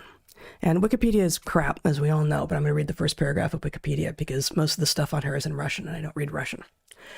Valentina Vladimirovna Tereshkova, born 6 March 1937, is a Russian engineer, member of the State Duma, and former Soviet cosmonaut. She was the first woman in space, having flown a solo mission on Vostok 6 on the 16th of June 1963. She orbited the Earth 48 times, spent almost 3 days in space, is the only woman to have been on a solo space mission, and is the last surviving Vostok program cosmonaut. 26 years old at the time of her spaceflight, she remains the youngest woman to have flown in space under the international definition of 100 kilometers altitude, and the youngest woman to fly in Earth orbit. That is an astronaut. That is an astronaut. Cosmonaut, if you will. Yes. She is not mentioned anywhere. this insane, what did you call it? The Barbie space visit? I don't know. I can't remember. Yeah. The space Barbies are being lauded as the first female space crew, when through no skill or fault or anything of their own, they got vaulted up in a penis and came back down in something that didn't look like a penis, and were up there for a couple of minutes, and they did look good. Yeah. I'll bet she looked good too. Valentina Tereshkova. But how she looked wasn't the point. It was never the point. Apparently, she was grabbed by whatever the agency was in Soviet Union. She did not have her heart set on being an astronaut. She was a parachutist. She was in love with parachuting. And they went looking. They're like, oh, we've heard the U.S. space program might start training women. We're going to be first. And so they went out and found a bunch of women who looked possibly capable, and they grabbed them, including Valentina Vladimirovna Tereshkova, and they trained them up for years and years and years and years, and made them into engineers and made them into cosmonauts. And she was sent up into space for almost 3 days, orbiting the Earth 48 times in 1963, all of which required actual skill and tenacity and courage. Unlike what happened this week at Blue Origin. Right. And it also, I will point out, suggests exactly how we should refer to the Blue Origin space Barbies. Okay. Okay, put them back up if you would. I'm going to have my screen back to find out where it is. It keeps on disappearing. All right, here we go. They, in contrast to this... To Valentina Tereshkova, cosmonaut. Yep. These are Cosplaymanauts. I'm sorry. Yep. It's too on the nose not to point it out. Yeah. Yeah. And yeah. So I could just go on and on and on, but maybe I should stop. Yeah. I mean, it's a pretty amazing. Pretty amazing event. Just one more thing, just to point out the distinction between the Cosplaymanauts, the space Barbies, and actually the first woman to solo space flight for almost 3 days, 48 times around the Earth, et cetera, et cetera, et cetera, in 1963. She is being disappeared in service of a PR play by a combination of toxic feminine girl boss, you go girl nuttery, and tech bro dick waving rocketry. And the American, if this doesn't piss off the Russians, I don't know what will. Yeah, well, we are demonstrating that their most outlandish fantasies of what's going on in the West are often accurate. They said what now? Yeah. Did they claim they went into space? that was difficult for them? Yeah, it's something else. And I don't want to dwell here, but I do also think that there is something between what is coming to light about Elon and his fathering of all of these children, and what Jeff Bezos is doing here, trying to one up Elon, which I'm afraid that is what's going on. Yeah. I don't know for sure, but it sure looks like it, right? These are both, unfortunately, this is what men who have a very low quality understanding of what evolution is about and are trying to compete over what they think it's about, this is kind of what they do. There's a lot of evolution and relationship as well. Yeah, I mean, this is peacocking on Bezos's front, and what Elon is doing, I don't think it is peacocking, because it's like weirdly not public, but it's definitely like trying to father lots and lots of children as if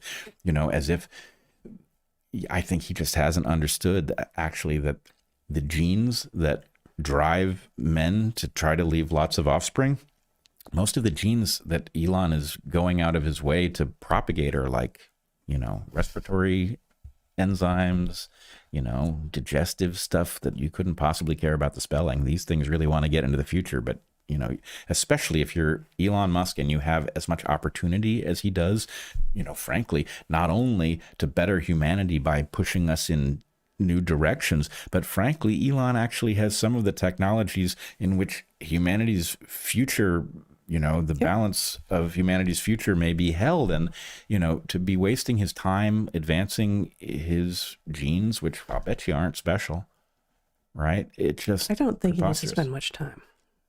I don't think the best argument here is that he could be spending that time doing something. No, he's spending time. He's fathering children with women who are then, I guess, the aftermath, the bickering custody battles and fighting over money and stuff like this. And the point, I mean, you know, frankly, he should find his match, and he should figure out, you know, how to have a fulfilling relationship. It would be a way better investment on his part. But anyway, I digress. All right. We went on a long time. Yes, we did. Yeah, I wanted to talk about the emergence while we were away of some alarming evidence that whoever they are, they've taken some more hostages. Oh, no. Yes. Who are they? Very troubling. Well, I wanted to talk a bit about Douglas Murray, who is... He took hostages, or he's been taken? No, apparently he's been taken hostage based on some of the things that he's been saying. And I will say, as I've said before about others, Douglas Murray's a friend of mine, and that's part of why I'm concerned about the strange noises that he has been making. Let's see, why don't we start with the clip on him, on Bill Maher's program of Douglas Murray. I think this was just this last Friday. It's always interesting to see what happens at the point of victory. What do you do with your victory? And if those people on the American right who are now in the ascendant, if they decide that they want to use their point of victory to, for instance, lie about the origins of the Russia-Ukraine war, or lie about the nature of Hamas, or lie about the state of Israel, or lie about history. I mean, the reason I did this pushback was, I mean, you just have to. I mean, you just have to, in my view. It's basic social hygiene. If you've got somebody who's coming along who pretends to be a historian, who then can always do the thing of saying, oh, I actually don't call myself a historian, it's just other people I allow to call me a historian. I'm not a car mechanic, but if I kept on being introduced as a car mechanic, I would say, oh, no, you got the wrong guy. So they don't mind it. They don't mind it. They have this slip out. These people that I was trying to call out on Joe's show, they are doing things like Hitler wasn't that much of an anti-Semite. Main problem in the 20th century was Winston Churchill. Winston Churchill was the warmonger. Adolf Hitler wanted peace. And I just, look, it's a matter of social hygiene. Don't feed me this shit. And this is all... And you know, there's obviously this crossover between the people who are just trolls. They say this because they think it's really fun to do the Jewish question, to do like a bit of Holocaust denial, a bit of Hitler praise, a bit of Churchill degradation. They think it's kind of funny. What they're watering and what's going to come up underneath them are going to be people who believe this rot. And a lot of people, you can clearly see on the right at the moment, are very happy if you can denigrate the tradition of Winston Churchill and pretend that Adolf Hitler wasn't so bad, because then you can do things like Christian nationalism. You can do really, really tough nationalist stuff. They basically... You can buy Kanye albums. That's the last stage. That's like the ultimate. After they've absolved Adolf Hitler, they want to absolve Kanye, and then they're going to get to the point of hell. Right. Well, it's a great book. Everybody should read it. Thank you. All right, so he says a lot of things in there. Some of them are quite reasonable, but the problem is where he is headed with this line of reasoning, which we can find actually in an article that he wrote that was in the New York Post. So you want to put up that article and... Okay, so Douglas Murray, so-called Israel-Hamas-Ukraine war experts spew false info on Joe Rogan's podcast. There has to be a standard. Now, presumably he didn't write that title, but here's how this article concludes. These are his words now. These are his words now. He says, what the standards are in the new media especially on podcasts, is still being worked out. But there must be some. Otherwise, the new media will lead people into errors and evils far greater than the old media could ever dream of. Now, I find that completely shocking for a couple of reasons. As I say, Douglas Murray is a friend. He's been on Dark Horse twice, I believe. Mm-hmm. And I know something about the way he thinks and the values that he holds.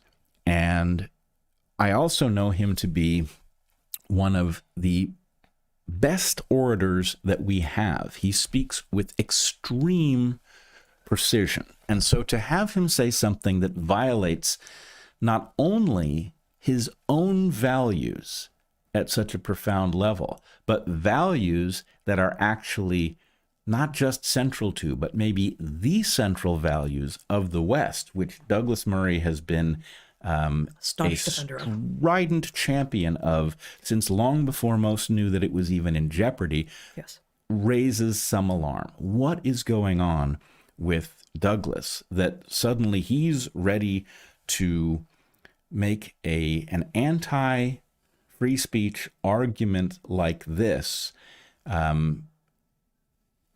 I truly cannot imagine. It's like another hostage video where he is alerting us that something must be wrong. It's like he's sending us a message by saying something that he would not say.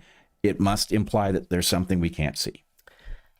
If I try to steelman his position, though, standards does not mean enforced by an external agency.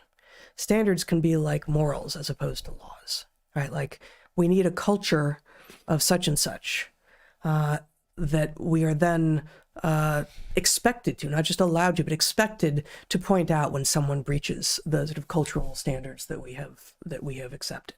Now, I don't think that podcast land, new media landscape, whatever it is a thing that can have a culture. But if I try to put myself into his head and understand what he could be arguing for that does make sense, it's more like that rather than, and there shall be a governing body and I shall be on it and I shall be determining what it is that you're allowed to say. Well, of course, he's not arguing for a governing body. What he's arguing for is that we start paying attention to the responsible things over in the alternative media space rather than the Wild West of the Joe Rogan podcast. And so if we take, for example, a couple of the responsible platforms in the new media space, let's say the Free Press and Quillette, right?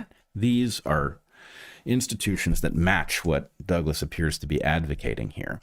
And we simply compare them to,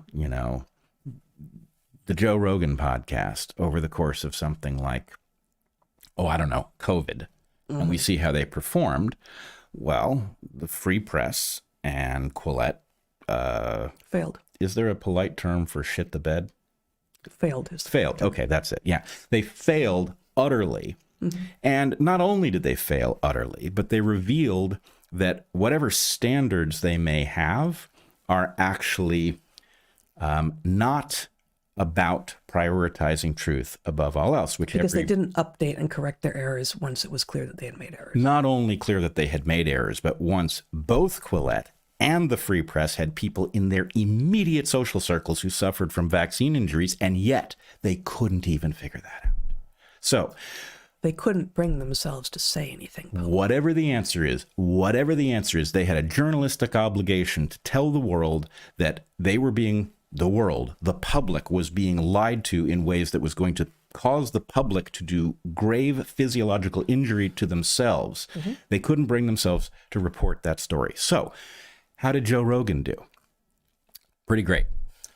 Was everything that was said on Joe Rogan's program right? No. But you know what you could pretty much follow in order to figure out what the story of COVID was, whether we're talking about COVID origins, whether we're talking about vaccine safety and effectiveness, whether we're talking about repurposed drugs, whether we're talking about how to understand the evidence of harm in the aftermath of these things. Joe Rogan figured it out. How? through exactly the mechanism that Douglas Murray is arguing against right here. Okay. Douglas Murray is arguing you got to have standards. You can't just put on people who are reporting things that, they're not even experts. Well, the non-experts actually did figure out how to follow the evidence and reach the correct conclusions. And a bunch of us figured out how to dodge the frickin' shots. And I don't know a single person who's sorry they did. Not one person. I know person after person who regrets getting the shots. I don't know anybody who listened to Joe Rogan, didn't get a shot, and regrets it because the horror show represented by the damage. I just to be fair, you wouldn't regret it because you could just go give a shot. No, you would. But I agree with you. I think the point is right. You would regret it because you didn't get the shot, and that caused you to get COVID, and you died, right? Or somebody you love died. And the answer is that didn't happen. Right. Do you know why? Because the shot was more dangerous than the disease. We were led to believe that the disease was more dangerous.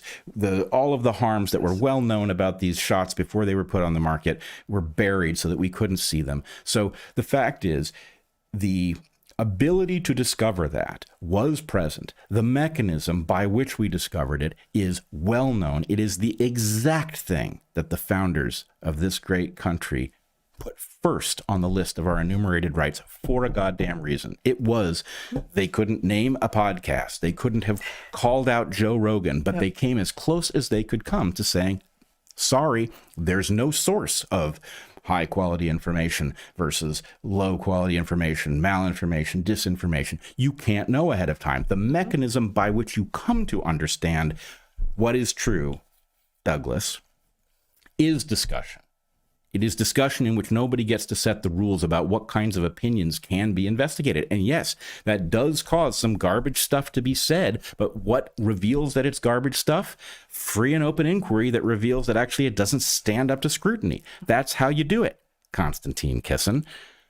I don't know what's wrong with these people. It's really like somebody has figured out how to threaten them into saying things that they full well know aren't true. They're becoming what they were fighting against. They're becoming what they were fighting against. And I must say, in both of those cases, I feel like I don't think I was duped to begin with, that they actually held free speech as a high value. So the fact that they are backing away from it and calling for some kind of standard, self-imposed or otherwise, to prevent certain, the fact is, heterodoxy is heterodoxy. And it often sounds crazy, and most of it is. But the good stuff is the stuff that sounds crazy that then does strangely stand up to scrutiny. That's how you figure out what's coming, is you look at the heterodox stuff and you figure out what has predictive power.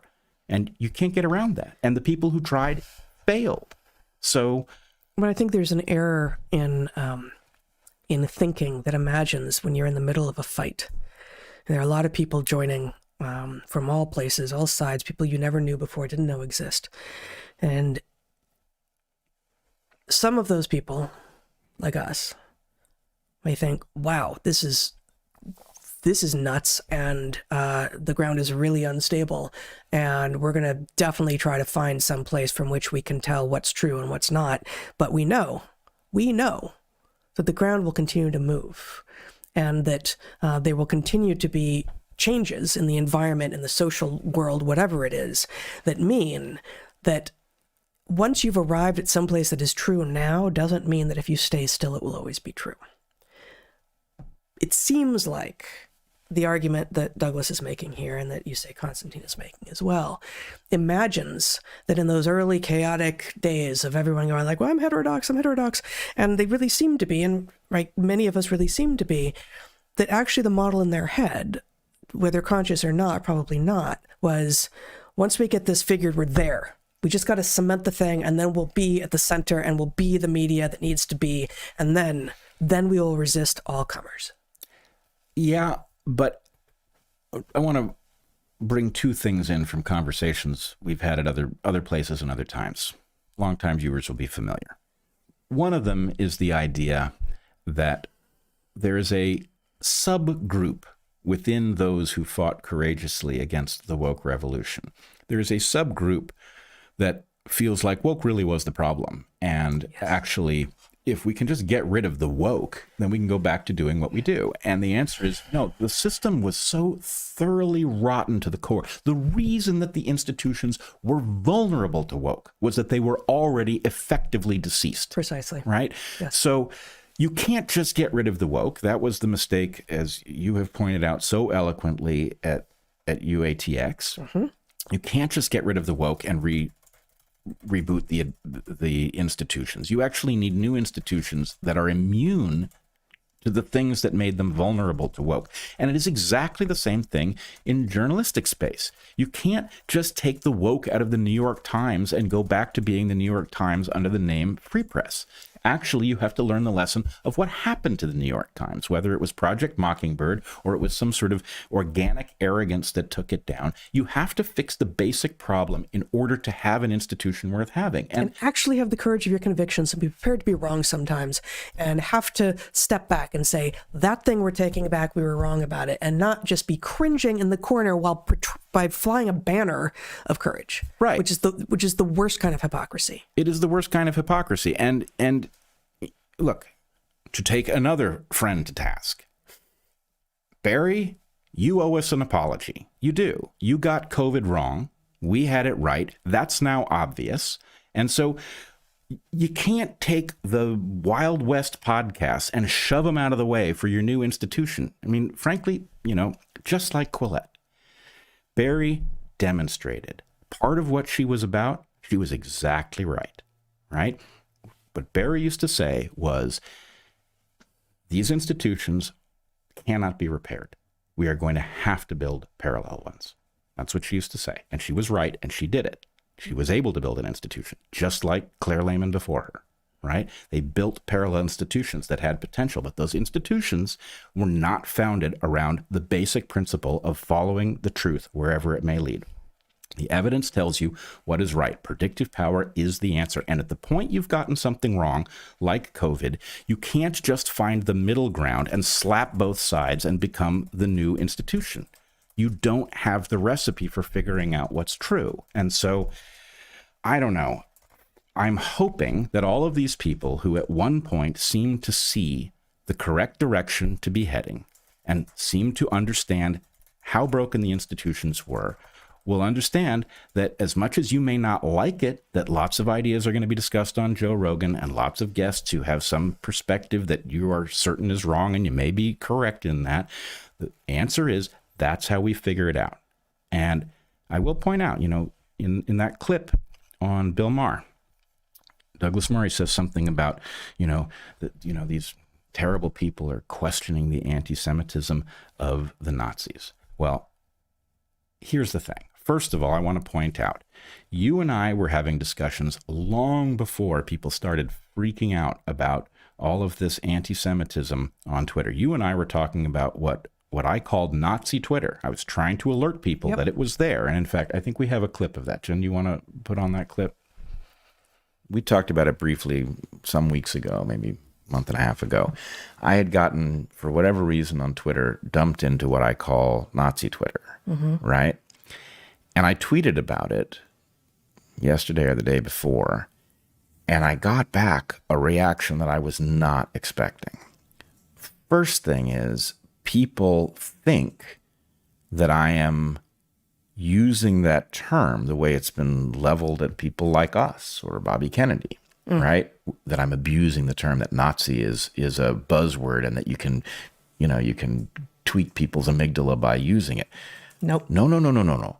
When I say Nazi Twitter, I am talking about a part of Twitter where swastikas are not viewed as negative, where Hitler is quoted in an effort to illustrate that he is not who we were told he was. In fact, the idea that is commonly circulated in this part of Twitter is that the television is lying to you, which I'm sure it is, but that the television is lying to you, that Hitler actually was not interested in war. He was interested in peace, and that the narrative that has been created around him in the aftermath of the Holocaust and World War II is a construction of, you guessed it, Jews in Hollywood.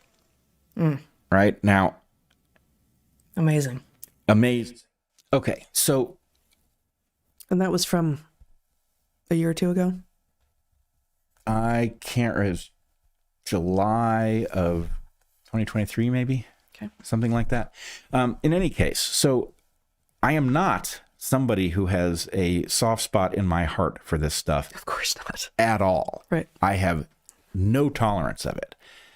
But first of all, what I have said, boy, I don't know how far back I've been saying this, 2018 at least. I have been saying, if you start bullying people into what they can say, right? If you start exerting standards of the kind that Douglas Murray is talking about here, you are going to create a backlash. You are going to fuel that white nationalist impulse, right? By telling people what they're not allowed to say. Sure. Whereas allowing people to say what they will and hashing it out in some sort of a marketplace of ideas actually allows us to reveal why that perspective isn't any good, why it's un-American, and it is the only path forward. The other thing is going to cause the exact problem in question by causing resentment of what you're not allowed to think or say, and it's going to drive people into that camp, not out of it. Second thing, though, is, again, Murray says, that people are playing with the idea that Hitler wasn't anti-Semitic. Well, the interesting thing is, if you go into the evidence, you actually find that as anti-Semitic as Hitler and the Nazis were, that actually the record reflects that they are facultative about this because there is a higher drive that they have. And I'm not going to go deeply into this here, but the number of places where simple race rage does not predict Nazi behavior is substantial. And the question is, what are we to do with that? It actually raises interesting questions about what the genocide that the Nazis perpetrated was about. And I would argue that our hope of preventing future genocides requires us to go into that territory and figure out what the underlying algorithm was. So don't tell me I don't get to talk about the anti-Semitism of the Nazis, and I don't get to investigate all of the evidence that says they were driven by, some sort of irrational rage, and all of the evidence that says, no, there was something else going on inside the Third Reich. The answer is, we talk about that stuff. That's how we figure it out. Should we do that on podcasts? No. That's not the right place to do it. But in the absence of institutions that know how to do it, podcasts is a decent substitute. So, let's build the institutions, but they can't be institutions that have a higher purpose than truth-seeking. That has to be the higher purpose of any institution that's going to be capable of doing the job. And until we have some parallel institutions that have that as their highest aim, we're going to do it on podcast. Sorry, Douglas. Well, that's an excellent segue to the last thing that we want to talk about. If you were I'm ready. Talking about Podcastistan? Podcastistan. That's what they're calling us now. All right. Well, here we are in one of the stands. So we were off for a little bit, in large part because we were invited to give the annual Sophia lectures at Ralston College. And Ralston College is a new college. It is in May. It will graduate its third class. We have previously run ads for Ralston, and we were given honoraria to give the lectures, the Sophia lectures that we just gave. But what we were saying now is we're not being remunerated for any of this. What we saw at Ralston in Savannah, Georgia, blew us both away. They have, at the moment, one and only one program. It's a master's in the humanities. It is a one-year program. It begins with full immersion in Greece. The half joke that we heard was, upon being admitted, you were told to meet at the Parthenon at 3 p.m. on such and such a date. And so your first test is, can you get yourself to the Parthenon at 3 p.m. on such and such a date? And the students are just thrown into the first of 4 quarters of the academic year. It's 2+ months of just immersion, and not just modern Greece, but ancient Greece, as ancient Greek as well. Modern Greek and ancient Greek in modern Greece. Ancient Greece sounds sticky, but yeah. And then they return, and then they go to Savannah for the first time for many of them, and have 3 more quarters in which they continue their study of ancient Greek and just in-depth study of the classics, a great books program on Fast Forward. Stephen Blackwood is the founder, the president. We spent a lot of time with him and with some of the faculty and the staff and the students who will be graduating in a few short weeks. The founding themes of the college are 4. They are truth, free inquiry, beauty, and fellowship. The theme, they also pick an annual theme every year, and the annual theme this year was nature, which is part of why they brought in 2 evolutionary biologists to give their four Sophia lectures. And that's just sort of the logistics of the background of what it is. It's the first time that I have been in or heard about an institution of higher learning since Evergreen was functional that made me think, yes, like, these students are so open and so wise and so curious and so inquisitive and so knowledgeable. And these faculty, similarly, are just extraordinary. And the administration, it is an institution that I was not expecting.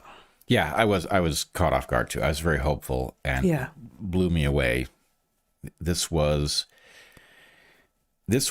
a true intellectual community, and not in the narrow sense, right? The degree to which you had music and fellowship and fun and humor and all of these things interwoven in exactly the way that a real community that has joined forces for the purpose of the self-betterment of all of the members, the creation of something truly significant between the members, and the plugging into one of the deepest, oldest, most important threads in Western civilization was shocking. We're not talking about the ambition of what they tried to do. Right. We're talking about what was evident on the ground, not just in the classroom, but, we were invited to a marvelous one of their Thursday dinners where, it's a bit more formal than a regular dinner would be. Something, imagine sort of Dead Poets Supposed to dress Society. up a little bit, yeah. Yeah. It's sort of that sort of thing, and people are invited to, if they are so moved, to present something to the assembled group. It's the students and many of the faculty, and always a few guests. And this time we weren't the only guests. There were a few more guests.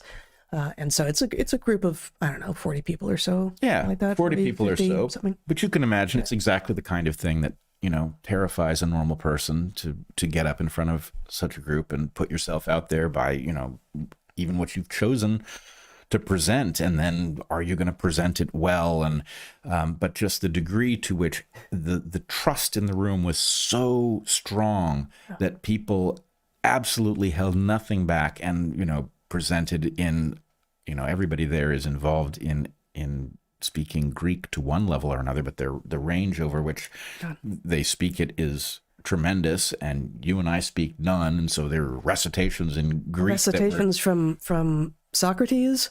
Yeah, not even recitations, but like really acting out Socrates. I think it's the Apology by Socrates, where he is essentially accounting for his behavior to the court that ultimately condemns him to death. Musical theater, Ukrainian folk song.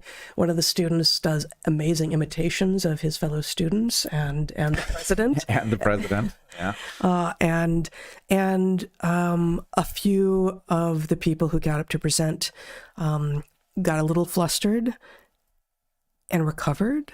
Yeah. And finished and did the job regardless. It was actually even more admirable that if they had just nailed it, right? If you've ever been in the situation where you lose track of where you are in front of a large audience, it is absolutely mortifying. And to watch several people, predictably, I mean, they've got some long thing that, Yeah. you know, they're also full-time in school. So it's not, you know, it's not like they've got a ton of extra time to perfect these things. But watching the trust in the room was profound. The degree to which, to a person, everybody appeared to take all of the subject matter very seriously. It did not rob it of joy. It infused it with joy. It was just a really powerful demonstration of what is possible in an educational institution. Yeah. And the intentionality and the extraordinarily high academic standards in combination with the focus on fellowship is precisely one of the things that we were able to create when we were professors, and which has been hard to convey to others how important it is if you are actually going to have an educational environment which transforms people and facilitates their becoming the most that they can be. And it, you know, that sort of thing is not going to scale indefinitely. I'm not sure how far it can scale. And you know, that will always be a challenge for an institution, that, you know, you can't have fellowship among thousands in the same way, right? So it's not that there isn't difficulty to be had there, but